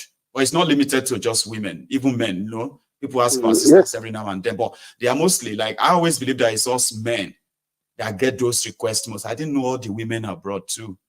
That the demand is shocking. So one of them now said that because she was unable to buy the laptop for her as a gift, that she just said it from nowhere, I need a new laptop. Can you buy it for me? I was like, new laptop. no, I don't have money to buy a laptop for now. And she just ghosted her. He's from Nigeria, and the lady is also in Nigeria. And some people were they are so surprised that so women, they bill women. Say, oh man, nobody where anybody where in Nigeria no fit bill, even if you are disabled. The moment you do mistake, go say, oh, how are you? You don't buy markets. They go give you the price. And that should worry everybody in that place, because it's a sign of a country that our people have become so poor that they are not different from destitute. The number doesn't even matter anymore. 200 million people or 200 million destitute. I over the weekend, I listened to the comment made by Oshumole, who was saying that all of them are victims of this corruption. Understand that he was making a statement either in the house while he was saying all those things. And people keep on watching them. Rotimi Amechi once said that we allow those things to happen. Until these people will begin to excommunicate them out of our society, they will continue. I bet you, brother. Thank you so much, Adeza. Thank you very much. You have a good one, okay? Send me word to all of our people right there in Edinburgh. So that's a good one. And you can be part of it too, remember? So all it takes is dialing the number which is on your screen. People suffer and still suffering in the midst of supposed there plenty. And the reason is because the numbers of criminals who are now sucking that country, they have quadrupled or quintupled. And there is no coming back from this. Nigeria can't survive it. I just hope you will remember that. Let's take this. Hello there. Hello, my good general. Hey, brother. Good evening. Good evening. How are you? I'm doing fine. Are you, Maiyegun? How is family? How is your wife, your kids? Thank God, man. Thank you so much for asking. Yeah, I'm always grateful whenever I see your notification on my mobile, on my TV that you are live. I'm always happy because I know that I have something compulsory and something that will better my life to learn from your program every day. God bless you, man. Yes, every day I learn from your program every day. I wish many of us have known Maiyegun. I wish many of us have known you. Believe me, things will have been a different way. Well, yes, thank God that we are actually finally our path crossed. And I hope it takes us. Maybe this is the reason why. Go on. Yes, this is the reason why Nigerian government and politicians have refused to give people light in Nigeria, so that they will cut them off from hearing and what is happening in Nigeria. You know, they refused to give us light back home. They refused it. They refused. I'm telling you. Yes. I and myself, my family, my wife, we are so grateful, honestly speaking. I mean, you can even use this medium to thank our donors, okay? Because they are just like, people like yourself, people like me, and we are grateful that they showed concern and for every penny. Yeah, you can let me say thank you to them. We are good. So, yeah, I say a very big thank you to them. We are very happy because it was a surprise. Thank you in the comments and so, right? But now that they can hear your voice, you can see it now. And I've been trying to call you. You sometimes they will disconnect my VPN. I can't make call. I can't reach you. No, I try calling you every year. We are very happy, Maiyegun, because honestly, before that that money came to us, I'm telling you, we don't have any hope. And there was a pressure by my landlord. There was pressure. We have been waiting for 2 months. I told you I withdrew all the money from my account. Over 6-7 years savings, I withdrew all of them, and it's empty. My 2 hands are empty. And I have been giving him promises and promises and promises and promises. So he was on our neck. So God used you and people of this great temple of truth to help us out. So the moment that money arrived, I just give him all of them. I took only 50 dirhams out of it for my children Cerelac. We are very happy. Sincerely, we are grateful. We are very grateful. And that's why I keep on saying. And sometimes I do wish it's indeed probably even more.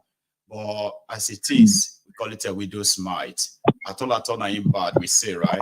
Well, I love the fact that the act of giving is a special gift. Okay, there are people who have a lot, okay, but they just don't know how to give. In fact, you look at them and be like, why don't you? But they have no idea of the importance of that giving. So their heart does it, you know. That's why I appreciate everybody who say, "Oh, I'm going to give him £10, or I'm going to give him $5, or I'm going to give him $1." You see, it is the thought, the art. There's a way saying won't give you $10. If you wake up and give you 10,000, if they have it, so it is the art of giving. So that's why I appreciate everyone who kind of turned up.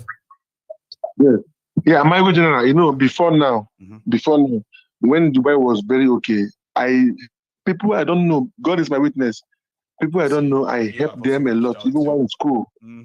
Yeah, I paid school fees for textbooks. I still have the slip on my phone till today.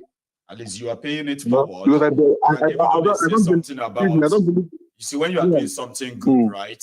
If you have a chance of doing something good for anybody, forget about those who abuse those privileges and all that. Okay, but when you have when you have intention of doing good or supporting anybody, right? Primarily, you will know that they can't pay you back. Okay. So you see, when you do something for people that can't pay you back, which means you are not expecting them to actually give anything back, you are going to like paying it forward. All right. It may not come in form of money. Okay. It may not even come in form of it may just come in form of other things that even money can't buy. You will always meet it in front. It has always worked for me. That's why I'm always contented by everything I have. Okay. Because when I share, to me, it is not because I want anything back or whatever. It's because that art of sharing is so good, right? That you are only paying it forward. So we are glad to help. We hope we'll be able to even help more. Yeah, and I pray that I pray that the way they helped me, they reach out to me, God will forever be there for them to reach out to their needs and to give them peace of mind. Yes, God will do it. And you, Maiyegun, and your family and you at large, God will bless you sincerely. Thank you. And this platform will multiply. You see, from now till 7 years' time, people will not where you will be. Even you will not expect where you will be. This platform will take you higher. Well, it will just come like a surprise. When I am there, because that's what will make it more important. So I don't want to be somewhere that all of you will be far away. All of us will be here. All of us will be here. Yes, all of us will be here. Even more people, millions because we do share your posts every day. So more millions are coming. Yes, because we are doing a very good job and everybody likes. Yes, everybody likes what you are doing is very good. And people love it. You understand? People love it. You are doing a very good job. We love it. We know it's true. We know that what you're doing is true. So there's no how we cannot appreciate it. Thank you.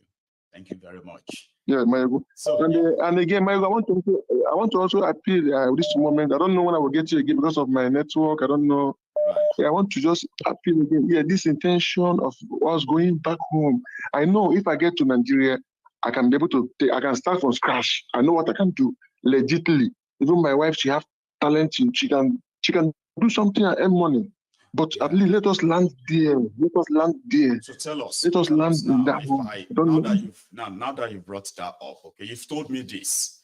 I remember telling everyone, okay, but I haven't had a chance of, like you said, I haven't had a chance of chatting you up again on this, okay? Yeah. So are you practically saying that if we can put together funding for relocation, at least for now, you wouldn't mind, you and the family, to go back home?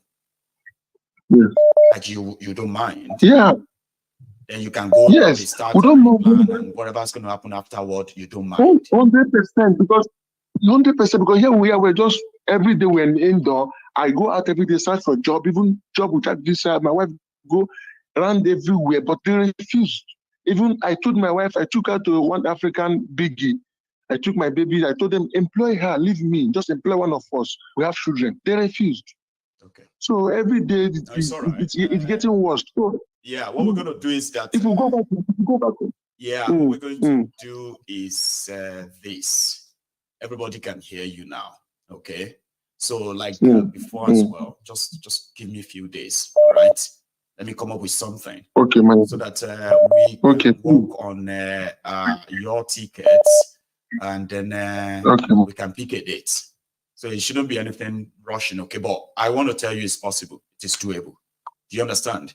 So if that's what you want, so you can begin to discuss it further, not only just with the missus, all right?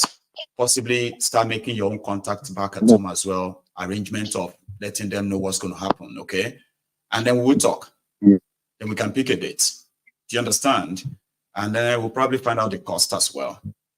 Okay? So, well, that's a very bold one and a very, very bold, good move, bro. Okay? It's a tough one. But man has to do what he has to do. Shebi? Well, I think the VPN is gone now. And you are going to hear me. So let me take another call. Usually, at some point, the line gets a little bit clustered or something, and it becomes So let me take this. I've got a lady in. I don't know how I've managed to get you so well to work your morning routine with all those kids, Charm. How you've managed to kind of fix it in, and it's never disturbing your school run or what have you every morning. No, because I think. I mean, I'm not going to ask you how you did it, but it's so well. No, but I'll tell you something, right? Tell us.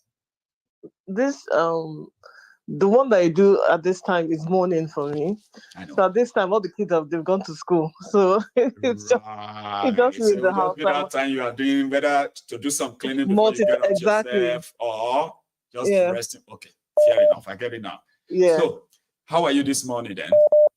I'm fine, thank you, Maiyegun. How are you? Well, very well, thank you. Please. Thank you so much. I don't have a lot to add. I just like joining your platform. It's so fun. I know it can be. I don't have a lot to add, but I want to say something. I want to, just keep on encouraging you, because I feel like the work that you do is invaluable, and I wish that I had the same passion. I think maybe passion and maybe thick skin, because you have thick skin because of everything that you experience while trying to put the show together and everything, with people calling in. I have a very, very low threshold for nonsense. So I feel like if somebody says something, it can set me off. I think I've also for my own. No, stop that. Don't say that. No, you will do better. See, sometimes you see, human mind. Sometimes we underestimate the human mind. Most importantly, right, whatever we put our mind in, seriously, Charm, you will do it better even than myself. Because, there are some certain things that you will do not because of that person calling or talking, but because of those watching, people like yourself, seated there. Oh, I see what you mean. I see what you mean. Like, sometimes now inside there, you'll be pushing some things down like that. Because if you bust, some people will be like, "Oh, Maiyegun, I understand you, but I didn't expect that. I was so, kind of shy." You will do it. Not personally experienced, but I've seen where you've gone off on one or two people, and I was like, "Oh, is that Maiyegun?" Those are the times that I'm then probably like you, like, no, I'm not taking this. I'm going to say something now. No, I'm going to say something now. Yeah. But we will all have to do what we have to do. That's the point, okay? When you know that, I see myself sometimes when I sit down here and I look at my screen and I see 500 people or 2,000 people, I just suddenly see there are so many eyes on me. Okay. Yeah. And it's like everybody's seated in front of me. And I don't want to make a fool of myself. Like, I could try to be funny, but I don't like making a fool of myself. So that is why so many things are at play at a time. Right. But I'm glad I'm getting better, Sha. I could be your role model. Listen, you're doing fantastically well. Again, you're not the only. You're doing fantastically well. I listen to a lot of people. I listen to Aisha Yusuf. I listen to Dele Farotimi. I mean, they're all amazing in their own right and everything, but you're exceptional in the way you do your own things. Right. Now, regarding, I just wanted to, I think the other day we were talking and I called in on a thing that we shouldn't exonerate ourselves from the from the problem that is that region at the moment at all, because all of us contributed to the problem that we had today.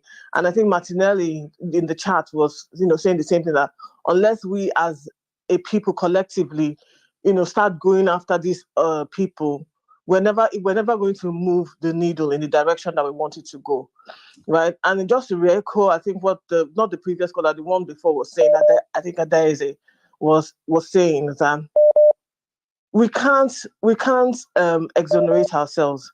Maiyegun, growing up, when certain people of clout, people that had money, were in our presence, how did it make you feel? You felt like special, or that they when you're in the midst, like the shine is rubbing up on you. I have to be at my best. I don't want to mess it up. You have to be at your best, or that when you're in the midst of somebody who is well-to-do, you also feel a certain way, like all these people that have money. You can feel their presence. Exactly, you can feel something.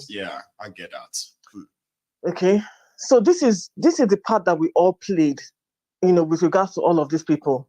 If they said tomorrow, oh Maiyegun, Babangida's son or daughter is going to come and marry, will you have the capacity to say, I don't want to be part of your cursed wealth?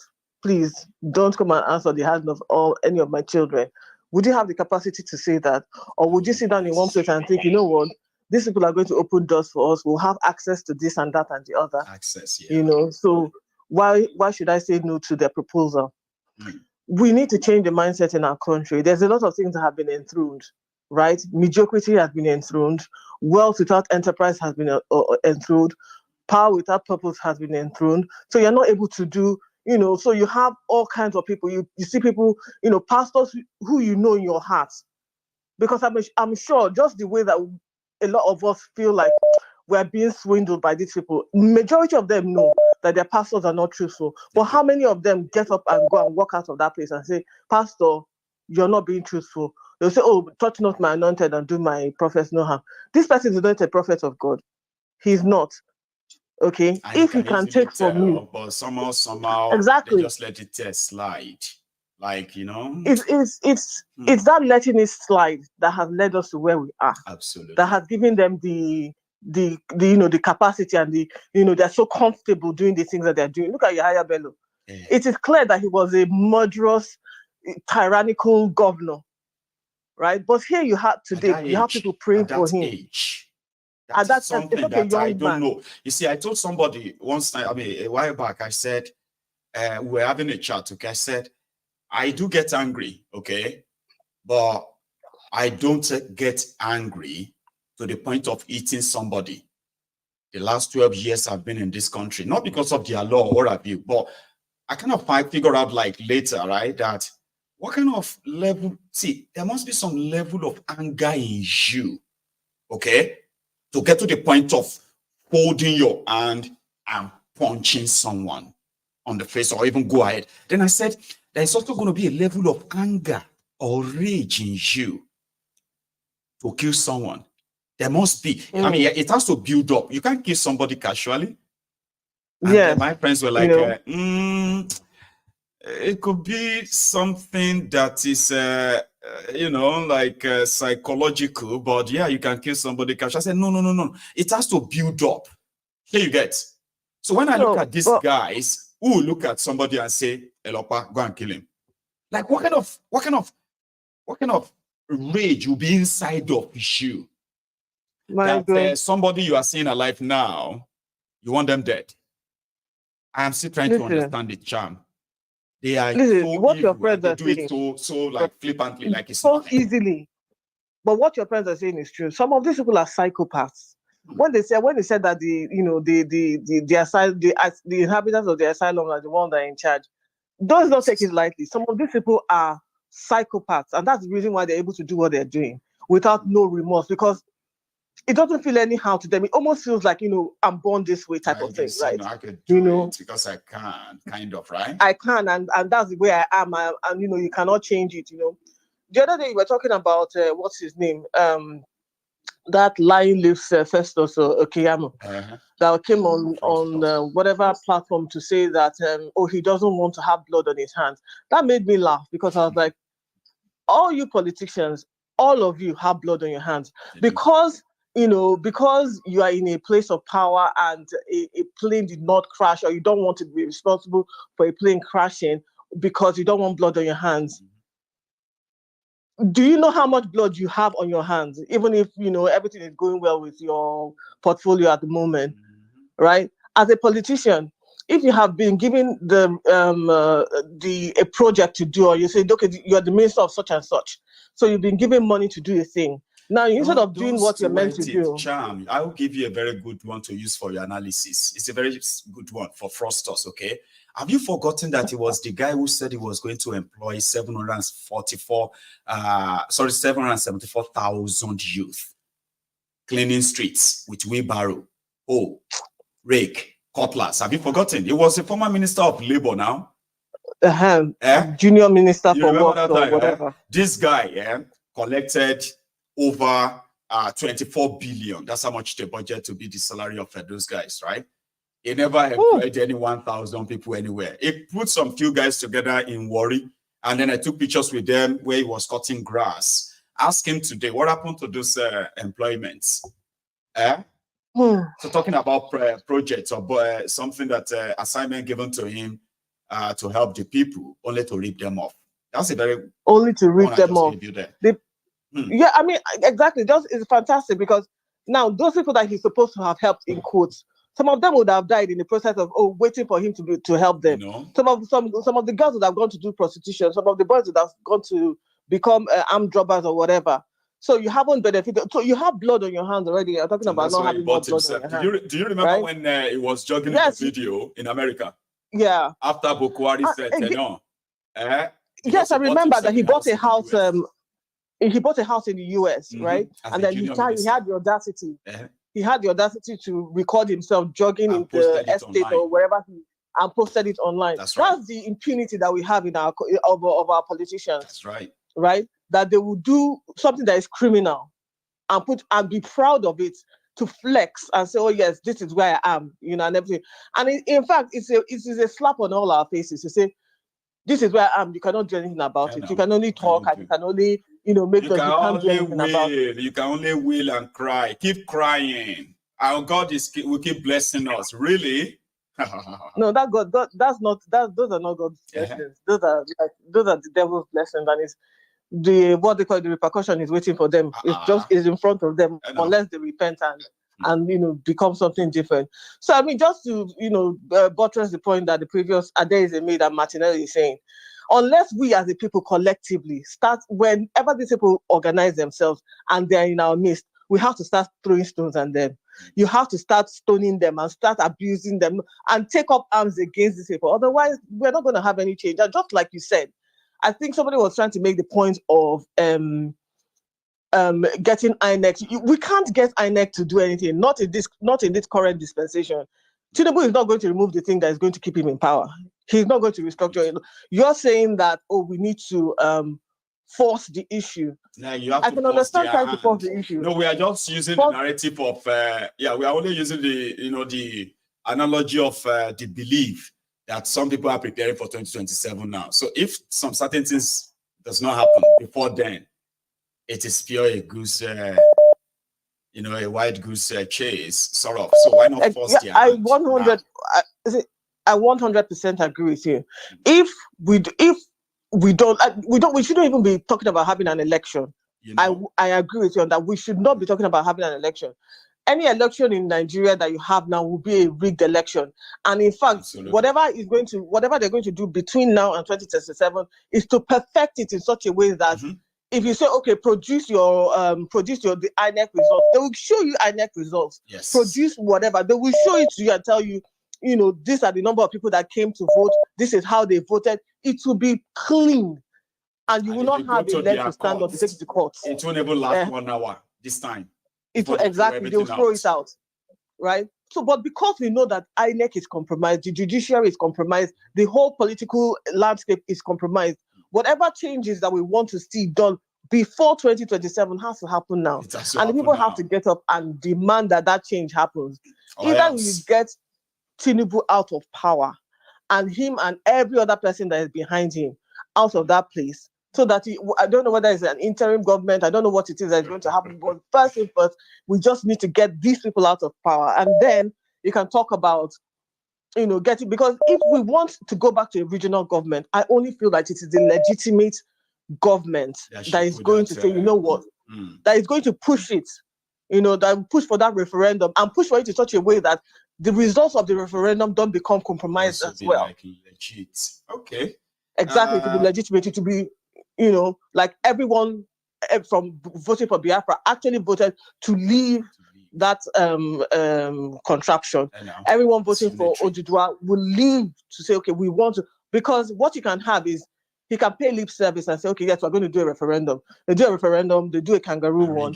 Everyone, it's not like rig it and then they say, oh, we all want to be one. We don't want to be one. That's not what you're asking for. We've done it and you've lost. Exactly, so we've done it, No.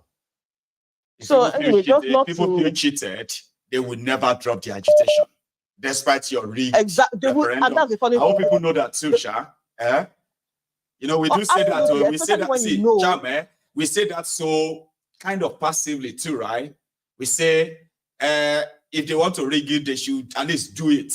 We'll see, so that everybody can participate and then come and rig it. But if you rig referendum, you know, go stop agitation for self-rule. No, because it will be obvious. In fact, it will kind of escalate it that you've cheated us. People won't go away. No, absolutely, I agree with you. Because they rigged the results of the referendum doesn't mean that the agitation will go away. No. It will only continue. But how people can be easily, how will I put it? They will say, okay, there will be a majority of people that will continue to agitate, but then there will be a number of people that will argue. Because one thing is this, right? You are very right in that part. Okay, to say it's easier to douse the tension without violence by letting people exercise those things, right? Even if, again, if you now rig it, at least you have something to say, but we have carried it out, so there shouldn't be any other thing for now until later, like exactly in Scotland. But there won't be this kind of animosity, this profiling and all that. I think I'm with you on that. Yeah, because because we're all there when they did the UK referendum. Yeah, they did the UK referendum. The Scottish voted to remain within the United Kingdom, but after when you had your female prime minister or whatever that's left now, I've forgotten her name. Yeah, Nicola Sturgeon. That's her name. Yeah, Nicola Sturgeon. When Sturgeon was your PM or minister, the first minister, right? She kept on pushing for it. She kept on trying to, get them to go back. But when David Cameron did it, he said, you know what, this is the one and done. We're not going back. Okay, so we've all voted to remain as United Kingdom. But the thing is, just like we said, people still agitate for it regardless. And then there will still be one point where the Scottish will still say, you know what, to win. Let me tell you this. Exactly. Right? See, before the first indie ref that we had, okay, at the time, there was some dissolution of power or the devolution of power that they were discussing in the Westminster. Scotland want to control more power. We want more controlled power. Do you know that out of the entire the government is also already devolved. They do control some pockets. But it was after we do, like other regions in the UK, okay? But Scotland is different. Yeah. Scotland has always been the one, but we have more control, devolved power than the rest of the UK. Yeah. Do you get that now when it comes to devolved power? But still, referendum is our main goal. So after that indie ref one, the UK government devolved more power. So people who felt like the referendum, we lost the referendum. Yeah, we lost the referendum, but we won a lot of things too. There are so many things that we are enjoying in Scotland. I mean, in Scotland today, that the rest of UK can only dream of. For example, the education. I don't disagree with you, but I'm just saying that you have to look at each situation in a unique way. Yeah. Because of the way the region is, and because of the prevalent corruption, you can't say we're going to have the same outcomes with Scotland, that had the Scottish had in the United Kingdom. We won't. And the truth of the matter is that we need to have that separation, that regional government, that the individual regions governing themselves. Anything that will take us away from exactly, and we can be in charge of our different affairs, not like this. Absolutely. And I feel like that way people don't feel threatened, right? You know? Then if you have Fulani headsmen coming down to the east for an insane reason, in the 21st or approaching almost the 22nd century, you're still talking about grazing cattle from north to south instead of finding some place in your state to graze your cattle and do what every other person, sane human being in industrialized worlds are doing. Dairy farming, wheat farming, whatever. They stay in one place. I've never heard them people from Texas moving all the way to New York to say they're going to come and graze. What are you grazing? For grass. You know? You're looking for grass. No, you don't do that, right? But if in our own separate regional governments, right, if a Fulani man is coming, he knows that he's coming to Biafra land, a region, and whatever he has to behave and act according to the law, right? If for some insane reason that I will not understand, right, he decides that he wants to move his cattle from wherever he down to jail inside Biafra, and it could be live. Exactly. And you have to know that whenever you come there, you are going to behave accordingly and you obey the law of the land. That's it. And if the people don't want you there, you move. You are not entitled to be there. That's right. Okay. So once we start to, do that, once we get there, but I feel like before we get there, everyone collectively, we have to come and chase these people out. We can't fold our arms and be looking at these people, because if not, we still have another 4 years of Tinubu, and after another 4 years of Tinubu, it will be 8 years of Shetima, because that one is waiting in the It's not even Shetima, it's going to be Erufai. That's the plan. So the Shege can never be less. Do you understand? Exactly. It has to go higher until people can no longer endure it. So we'll see we'll see what will be the breaking point. Well, I hope the breaking point is, that's my own prayer, that this year should not, that's my prayer, that this year should not go without the breaking point. Let me go, because other people are saying they want to call in. I know you've done well. Thank you very much, Charm. You are a star. Remember that always, okay? So thank you so much. Thank you, Maiyegun. You have a good one, ma'am. So that is Charm there. I've got hello. Can you hear me? Hello, dear. Baba Balagwa. Baba Martinelli. Is that you? That me be this, Baba. I hello. Martinelli. Baba Balagwa. How are you this morning, or this afternoon rather? How are you today? Now afternoon we day for London. The sun they shine, but cold they blow still. You know that kind of feeling where we say you go one way short, but once you enter outside like that, and you go rush back and go put your joggies on. Well, they know they tell the person. They know they tell the person. Yeah, tell the person. They know they tell the person. But body, your body go tell you. I say that's so. I say make I sing for my sister, the sister Charm. Vivid imagination, the only designer in our generation.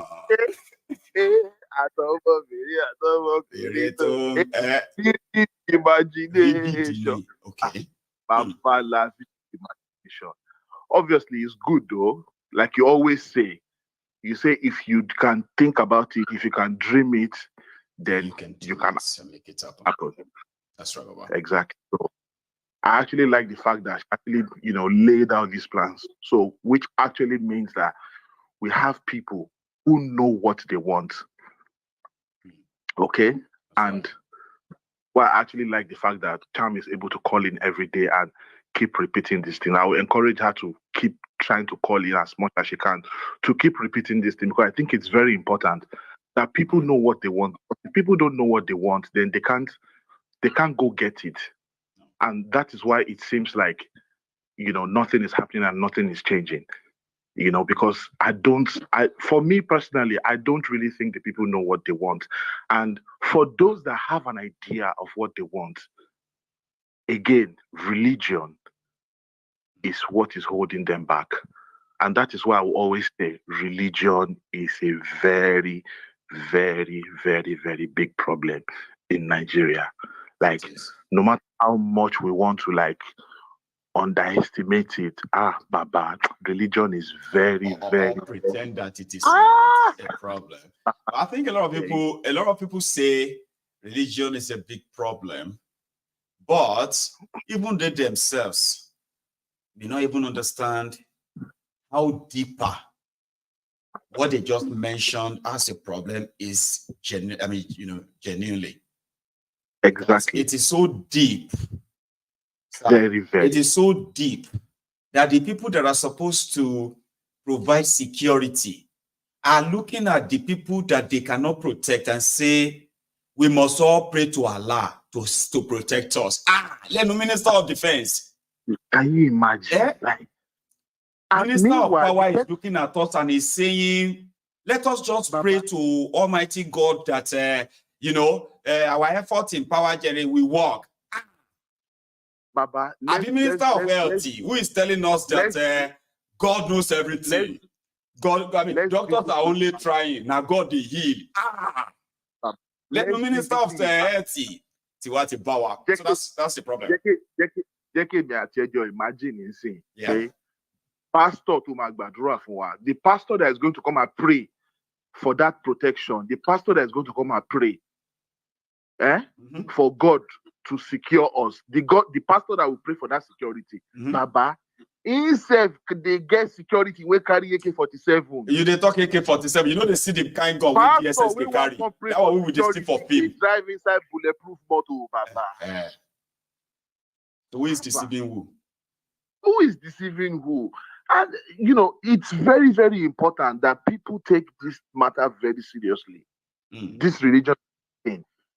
If we don't deliver ourselves from religion, it will be very, very difficult because again, we already have people who know what they want. People can even deliver themselves at this point too. Martinelli. But in that case, then I'm very sorry to say this. Then we are going nowhere. That's it. I'm sorry. I'm sorry. I'm sorry to say this, but if that is there, okay. I'm sorry.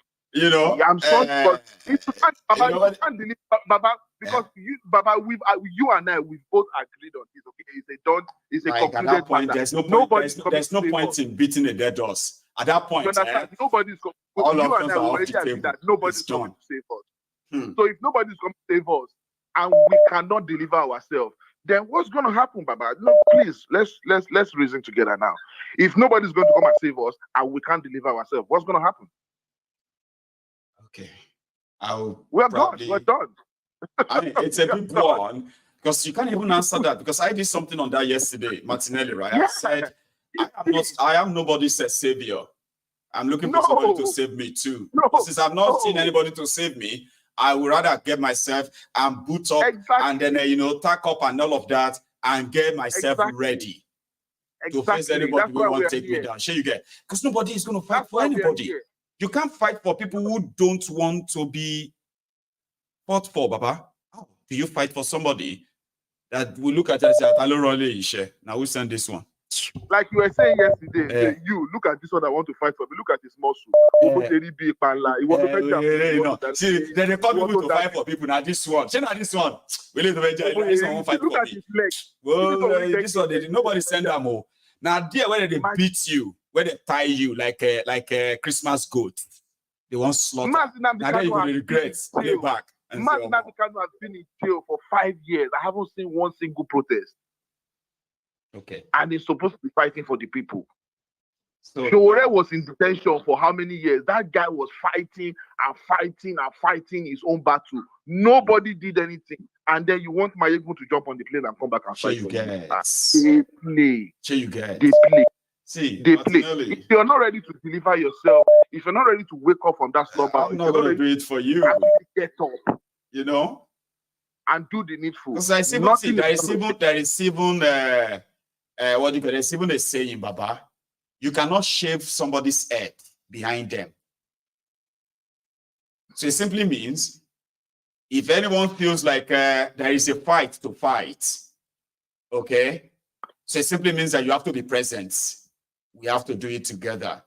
But if you think somebody wants to be your hero, I laugh. Nah. That's not gonna happen. No, it's not. So that's why we always come back here. Because it has been so counterproductive. Let's tell people why. It has never happened, and it will never happen. It is counterproductive. No one man can fight for people who are not ready to really fight for themselves. Of course, everybody needs a leader. Every movement needs a direction, right? But there must be a movement first, okay? Before you have a direction or leaders, Abi. So you don't have leaders and then be looking for direction.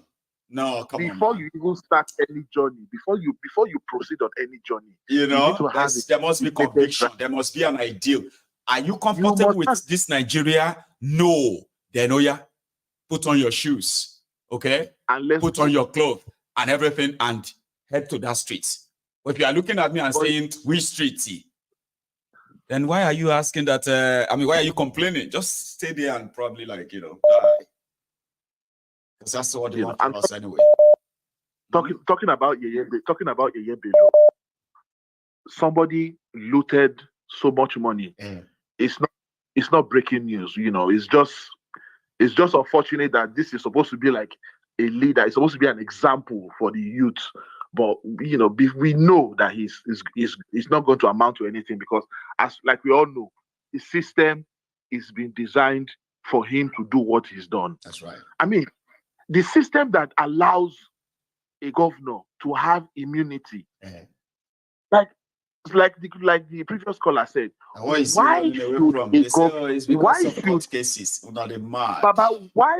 a public office holder need immunity from prosecution? Like, Maiyegun, how does that make any sense? It doesn't make any sense. But it is Nigeria.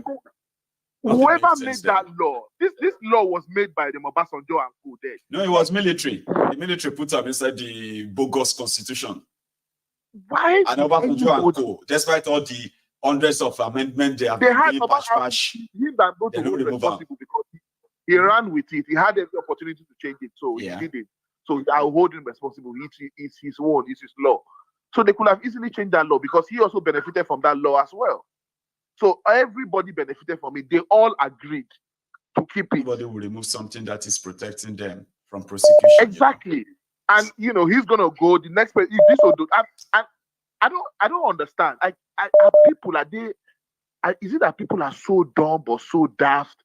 This Ododo, the money that Yeye Bello stole, this Ododo was the one that signed the money off for him. Yeah.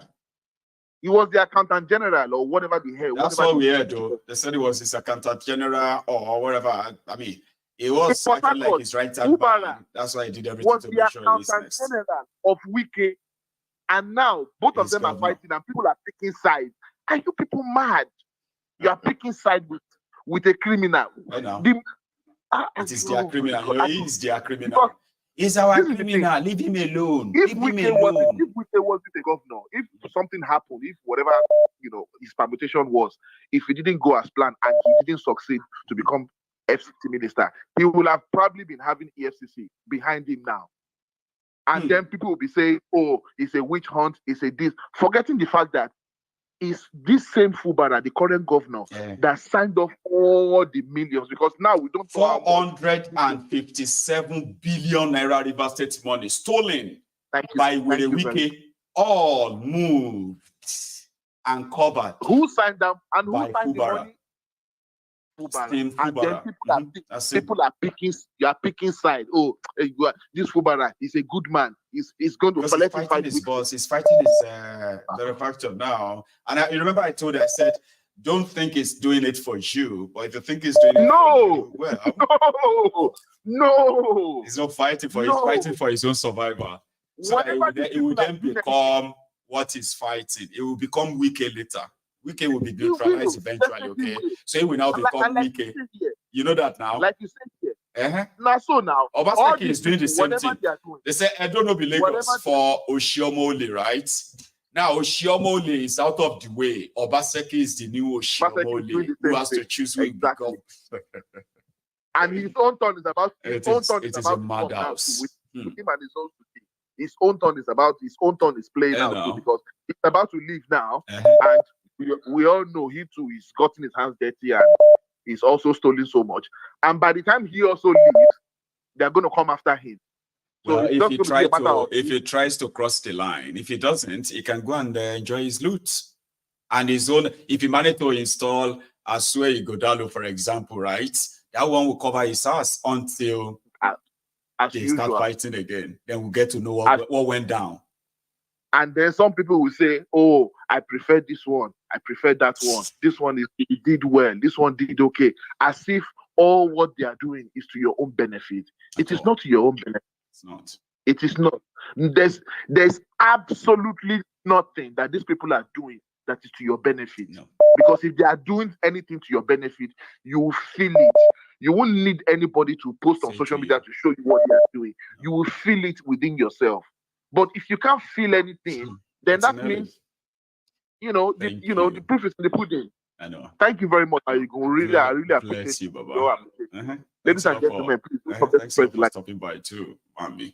So that's the Martinelli, ladies and gentlemen. I have another caller, and I am going to be rounding up soon, by the way. We've done over 2 hours already. And I've got Prince Adewale here, the African Wahala. Is that you? Yes, it's me. Good morning, Maiyegun General. Good morning. Like you have ceaselessly been redialing and redialing. So, what's your now? Go on. Thank you. Thank you for picking the call. I know, man, the line gets very busy, and I also want to appreciate you again. Thanks, man. Yeah. I appreciate you again for your works. Thank you for educating us and everybody else. And I hope the people pay attention. Pay attention, and because that's really the word. The reward for the hard work. They say the reward for hard work is more hard work, right? Sometimes the feedback, or the attention, like you mentioned it, right? Like you said, right? Could be the only, something like incentive to spur me on to work more. Yes. So thank you, the African Wahala. Yes. Yes, sir. So I wanted to speak about the actions of the boy Yeye Bello. Yes. So the guy reminds me of Dimeji Bankole. Young, arrogant. Another disaster. Go on. They kind of look similar. They even kind of look alike physically. Like both guys were young, very, very, these guys were walking around with their shoulders high, very pompous. Promising future that a lot of people could say, these are the future. These are the future, but they are not. No, absolutely not. I mean, many young people were tapping into their aura, believing that, man, these are the young people, these are the future, this guy is the future. Man, it's time for the youth. But we all know it's a lie, okay? Yeye Bello is pretty much a representation of 99.99999% of Nigerian politicians. That's what all of them do. Every single last one of them. And the only reason why Yeye Bello will not go to prison, and I hope you guys prove me wrong, Nigerian criminal justice system, prove people like me wrong, and I know you're not going to prove me wrong.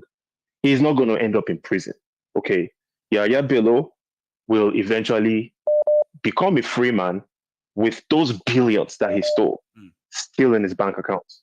They might relinquish a few, maybe a few billions might go back. His bank account or something, which is synonymous to the Efcc guys. They haven't done that to him. He's still enjoying the money. I mean, even if they freeze his account, Maiyegun, he probably has like 15 different bank accounts, and each one of them has 50, maybe 500 million naira in each one of the accounts. So they can freeze 3 or 4 of the accounts. He still has 12. That's how it works. And I'm looking at the list of the properties. So there are 19 items on this list of some of the charges that you put up in the description of the video. 16 out of the items are properties. Out of those 16 properties, 15 of the properties were in Abuja. These are places I'm very familiar with. From Asokoro, Zone 4, Maitama, all these places, Guzape, Gwarinpa. The other property is in Dubai. Yes. So this guy was exposed for having house. Yeah. So like I said, please people pay attention to this. Yeye Bello is a representation of 99.999% of Nigerian politicians. And the only reason I'm not saying 100% is because there are still good people, or rather people with good intentions. For the benefit of the doubt for some, right? Fear enough. Yeah, exactly. But I'll be honest with you, Maiyegun, at the same time, that's 0.001% that I give the benefit of the doubt.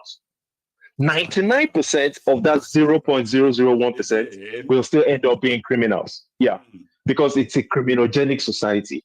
You have to play ball. To them, they think they are so intelligent. They think they're smart. That, oh, we are playing chess. Oh, we know how to move around this system.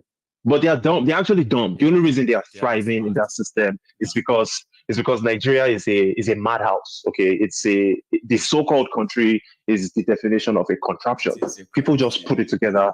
You know, they just put random things together and they call it a country, and the country is absolute hellfire. Okay. Now, the only reason why I'm 100% sure that Yeye Bello will not end up in prison is because he will play ball. He will simply start kissing Tinubu's ass. He will start kissing I don't know who the current Attorney General of Federation is. He will adhere to that person. You know, he will do everything possible to realign with the caucus within the APC that he was beefing with, because that's the only way that he wouldn't end up in prison. Because in this criminal system, take the sheriff, just one call. You know what? Leave Yeye alone, leave that boy. Leave that boy. Sultan was calling me last night and he was saying that I should, and another one called me again, Emir of so and so. You know what, Kayode? Return all his property to him, okay? Let's go and look for somebody. And then they break in. They will just simply, the government settled out of court with Yeye Bello, and that's the end of it. Yeye Bello, and that's it. And then he will come back. And then Yeye Bello will come back in, if Nigeria still exists, in 2031, and he will say, I'm going to be your president, or I'll be your minister. That's how Nigeria works. That's exactly how Nigeria works. You know? So, the proof is in the pudding. 16 properties, none of them in Kogi State. That's another evidence that your politicians don't care about your states or what you call states.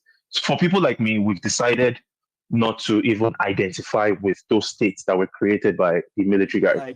So to me, when you say Kogi, it doesn't exist to me. the African Wahala. Let's say you become the governor.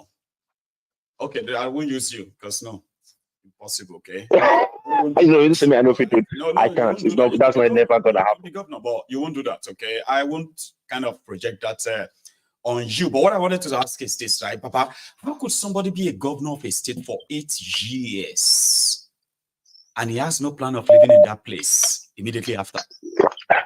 Well, I mean, how? Papa, that's the next point I was going to. How is that even reasonable to anybody? You are a governor of Cross River State, or you are living in Lekki and London after your tenure. Like, you rule a state. Is that how much they hate their people? That they can't wait to get the hell out of the place and never come back? Yes. Is that how much they hate their people? Yes. Maiyegun, the answer to that question is yes. Scavengers who come to take the scrap and everything they can take, and once they are done, they have no value or respect for the place. And why is that? Like, you are from there, now your state. I am from Odogbolu. So if I become governor in Ogun State in 8 years, I would love to live in Odogbolu. But they are not interested in living. Even when they build all this, what they call the country homes in their mansions, they don't live there. Once after that 8 years, they are gone. Except when back they come to Abuja. Politics. Like, how could you hate your people that much that you deny them development to the point that when you are done, you can't even live there? Help me. Maybe you will understand it better. Even my brother, even the Abuja that they've all been living, the Abuja that they all run away to, like the 36 governors, I don't know how many, 48 ministers, 109 senators, House of Rep members. It's a useless government and a useless system. We all know that already. All these people that I just mentioned, about 1,000 criminals and terrorists, okay, they all live in Abuja. They claim that, I'm representing Yewa North local government, or I'm representing Delta East, I'm a senator, I'm House of Rep, they just say a bunch of trash, okay? They're like, oh, I'm the governor of Katsina State. Oh, you live in Abuja, bro. Oh, I'm the governor of Niger State. But the Niger State that you live in, about 25% is controlled by terrorists. ISWAP, Shiroro local governments, the people they are paying taxes to terrorists. You live in Abuja. You know what I'm saying? All these guys are crazy. They live in Abuja, but they are supposed to be because most of them actually live in Abuja or they live in Lagos before they became governor. I understand that. Let's leave that. This is my state. I am a government there. I built roads, I built schools, I built hospitals, I built things. I'm asking people to come to my state. Okay, come and invest in my state. Come, we are good. I've built this and that. Okay, then you leave the place after because you didn't build anything. You can't even live in that place. Yeah. That you have governed, that you've created, that you have to go back somewhere else. Like what? I mean, I don't understand. No, the reason is simple, Maiyegun. These people are poor people with money, and all they care about is to escape from poverty. So they consider Abuja to be a mega city where they can be living a life of opulence, a life where they feel like they are like celebrities. You know, they raise their shoulders up. They are less known. And they are trash. They have even the Abuja. Maiyegun, even the Abuja that they run away to, Abuja is now garbage. The Abuja is completely dilapidated as well. Just like everywhere else. Like everything in Nigeria goes to shit. Electricity. Tell me more. Oh, Baba, when I was younger in Abuja, we get lights, we get water, we get everything 247, we get landline. Now, none of those things exist anymore. And I remember that. Like none of those things exist anymore. So yeah, these guys don't care about us and they will never care. So if you keep on supporting them, you're just supporting your own demise. That's what you're doing. Okay. These guys, they've shown us proofs after proofs, time after time, that when we steal money, we're going to go invest that money in Abuja because we want to use the good roads. Or we'll go invest that money in Dubai or in London because we don't give a damn about you guys.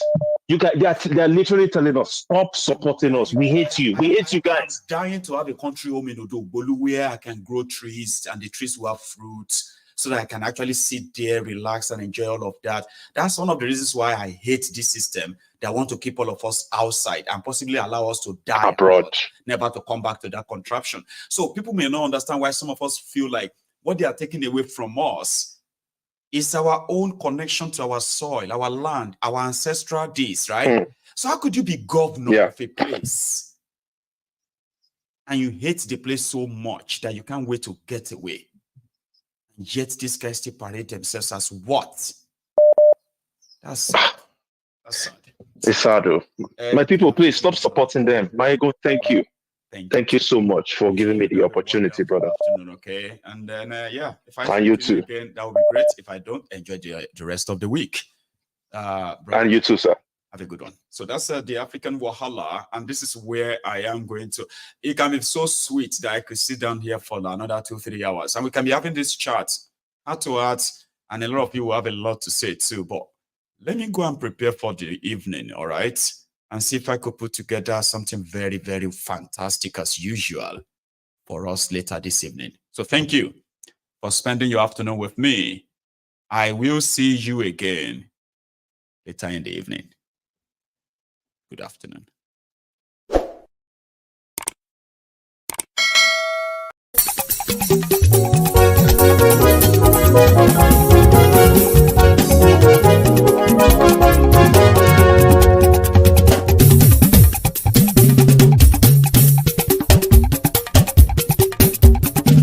Maiyegun làwa mọ̀ làmọ̀ tó dòdòdò.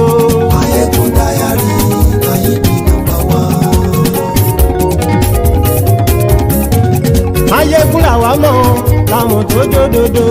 Maiyegun dayari Nayibi #1. Maiyegun ti dé o ọ̀rẹ́ ara ìlú. Maiyegun dayari Nayibi #1. Lórí Facebook, lórí YouTube. Maiyegun dayari Nayibi #1. Gbogbo bó ṣe ń lọ ni Maiyegun já wa sí. Maiyegun dayari Nayibi #1. Àṣírí ọ̀jẹ̀lú kì í bò níbẹ̀ o. Maiyegun dayari Nayibi #1. Bó bá ṣe eré àní Maiyegun máa wí. Maiyegun dayari Nayibi #1. Ó sì tún ṣeré wàá gbọ́ níbẹ̀ o. Maiyegun diary Gwarinpa number one. Maiyegun diary politico. Maiyegun diary Gwarinpa number one. Godfatherism kò sí lọ́rọ̀ Maiyegun. Maiyegun diary Gwarinpa number one. Ẹ farabalẹ̀ sẹ́ o kẹgọ́rọ̀ lẹ́nu o. Maiyegun diary Gwarinpa number one. Àní Maiyegun làwa mọ̀ tó dódòdó. Maiyegun diary Gwarinpa number one.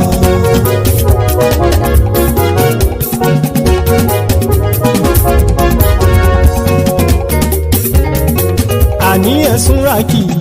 Maiyegun ti dé. Maiyegun ti dé. Ọ̀jẹ̀lú ẹ̀sùn ràkì. Maiyegun ti dé. Àní ẹ̀sùn ràkì. Maiyegun ti dé. Lórí Facebook. Maiyegun ti dé. Àní ẹ̀sùn ràkì. Maiyegun ti dé. Lórí YouTube. Maiyegun ti dé. Àní ẹ̀sùn ràkì. Maiyegun ti dé. Bọ́ bàbá gbé wúrẹ́. Maiyegun máa wí. Àní ẹ̀sùn ràkì. Maiyegun ti dé. Ijó ìgbádìyẹ. Maiyegun máa wí. Àní ẹ̀sùn ràkì. Maiyegun ti dé. Bí pẹ̀sìdó bá rúfin o. Maiyegun máa wí. Àní ẹ̀sùn ràkì. Maiyegun ti dé. Bí gómìnà kówó jẹ. Maiyegun máa wí. Àní ẹ̀sùn ràkì. Maiyegun ti dé. Ọlọ́pàá tí ń darí bá. Maiyegun máa wí. Àní ẹ̀sùn ràkì. Maiyegun ti dé. Aṣòfin tí ń rúfin o. Maiyegun máa wí. Àní ẹ̀sùn ràkì. Maiyegun ti dé. Òpùrọ́ olóṣèlú. Maiyegun máa wí. Àní ẹ̀sùn ràkì. Maiyegun ti dé. Ọ̀jẹ̀lú ẹ̀sùn ràkì. Maiyegun ti dé. Àní ẹ̀sùn ràkì. Maiyegun ti dé.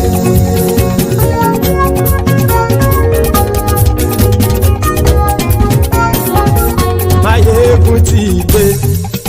Gbogbo ọ̀jẹ̀lú ẹ̀sùn ràkì. Maiyegun ti dé. Gbogbo ọ̀jẹ̀lú ẹ̀sùn ràkì. Ṣùgbọ́n ní bá ti ṣe èyí tó yẹ kí wọ́n ṣe, ọmọ bá dèrò ní fi wọ́n níran o. Maiyegun ti dé. Gbogbo ọ̀jẹ̀lú ẹ̀sùn ràkì. Maiyegun ti dé. Gbogbo ọ̀jẹ̀lú ẹ̀sùn ràkì. Ṣùgbọ́n ní bá ti ṣe èyí tó yẹ kí wọ́n ṣe, ọmọ bá dèrò ní fi wọ́n níran. Wọ́n fowó bẹ́ẹ̀ o, Maiyegun ó sọ pé wọ́n ò bẹ́ẹ̀. Wọ́n fowó bẹ́ẹ̀, Maiyegun ó sọ pé wọ́n ò bẹ́ẹ̀. Oníkanṣá ti ṣe èyí tó yẹ kí wọ́n ṣe, fáwọn ará ìlú tó gbé wọn débẹ̀ o. Maiyegun ti dé. Gbogbo ọ̀jẹ̀lú ẹ̀sùn ràkì. Maiyegun ti dé. Gbogbo ọ̀jẹ̀lú ẹ̀sùn ràkì. Ṣùgbọ́n ní bá ti ṣe yìí tó yẹ kí wọ́n ṣe, ọmọ bá dẹ́rọ̀ ò ní fi wọ́n níran. Kì máa yí ṣe eré, ọ̀rọ̀ yìí kì í ṣe ẹ̀fẹ̀. Kì máa yí ṣe eré, ọ̀rọ̀ yìí kì í ṣe ẹ̀fẹ̀. Ẹni bá ti lè lẹ́bọ̀ lẹ́rù o, ọmọ bá dèrò kàṣàyè tú wọn síta. Maiyegun ti dé. Gbogbo ọ̀jẹ̀lú ẹ̀sùn ràkì. Maiyegun ti dé. Gbogbo ọ̀jẹ̀lú ẹ̀sùn ràkì. Ṣùgbọ́n ní bá ti ṣe yìí tó yẹ kí wọ́n ṣe, ọmọ bá dẹ́rọ̀ ò ní fi wọ́n níran. Tẹnitẹni ọmọ Maiyegun ọ̀rẹ́ ara ìlú mọ̀mọ́ ni mo fọlọ́hún ṣọ́ ẹ̀ bá kìlẹ́bù. Lóòótọ́ olódodo ìlú ọ̀tá ìlú mọ̀mọ́ ni ìwọ ṣá máa ń ṣọ́ra kò sì mọ́ bẹ̀rù. Bọ́tà ń lè rí bóníṣègùn lé káwọn mọ̀mọ́ fi ṣera wọn ni ó ti dẹrùn tí wọn ò gbọ́dọ̀ sì mọ́ bẹ̀. Èèpo ọ̀gọ̀ lọmọ bá dérò tàjẹ́ ò gbọ́dọ̀ jẹ́, ó ti jọba lórí abínú ẹni kò sì mọ́ bùyà. Àìsíwọ̀lú ní ẹnìkẹ́ ìgbódì ẹyin lábàrá o, ó kó ẹni tó bá dán o àkàmù. Maiyegun ti dé. Gbogbo ọ̀jẹ̀lú ẹ̀sùn ràkì. Maiyegun ti dé. Gbogbo ọ̀jẹ̀lú ẹ̀sùn ràkì o. ẹ̀yin bá ti ṣe èyí tó yẹ kí wọ́n ṣe ọmọ bá dèrò òní fi wọ́n níran o. Maiyegun ti dé gbogbo ọ̀jẹ̀lú ẹ̀ súnra kí. Maiyegun ti dé gbogbo ọ̀jẹ̀lú ẹ̀ súnra kí. ṣùgbọ́n ní bá ti ṣe yìí tó yẹ kí wọ́n ṣe ọmọ bá dẹ́rọ̀ òní fi wọ́n níran.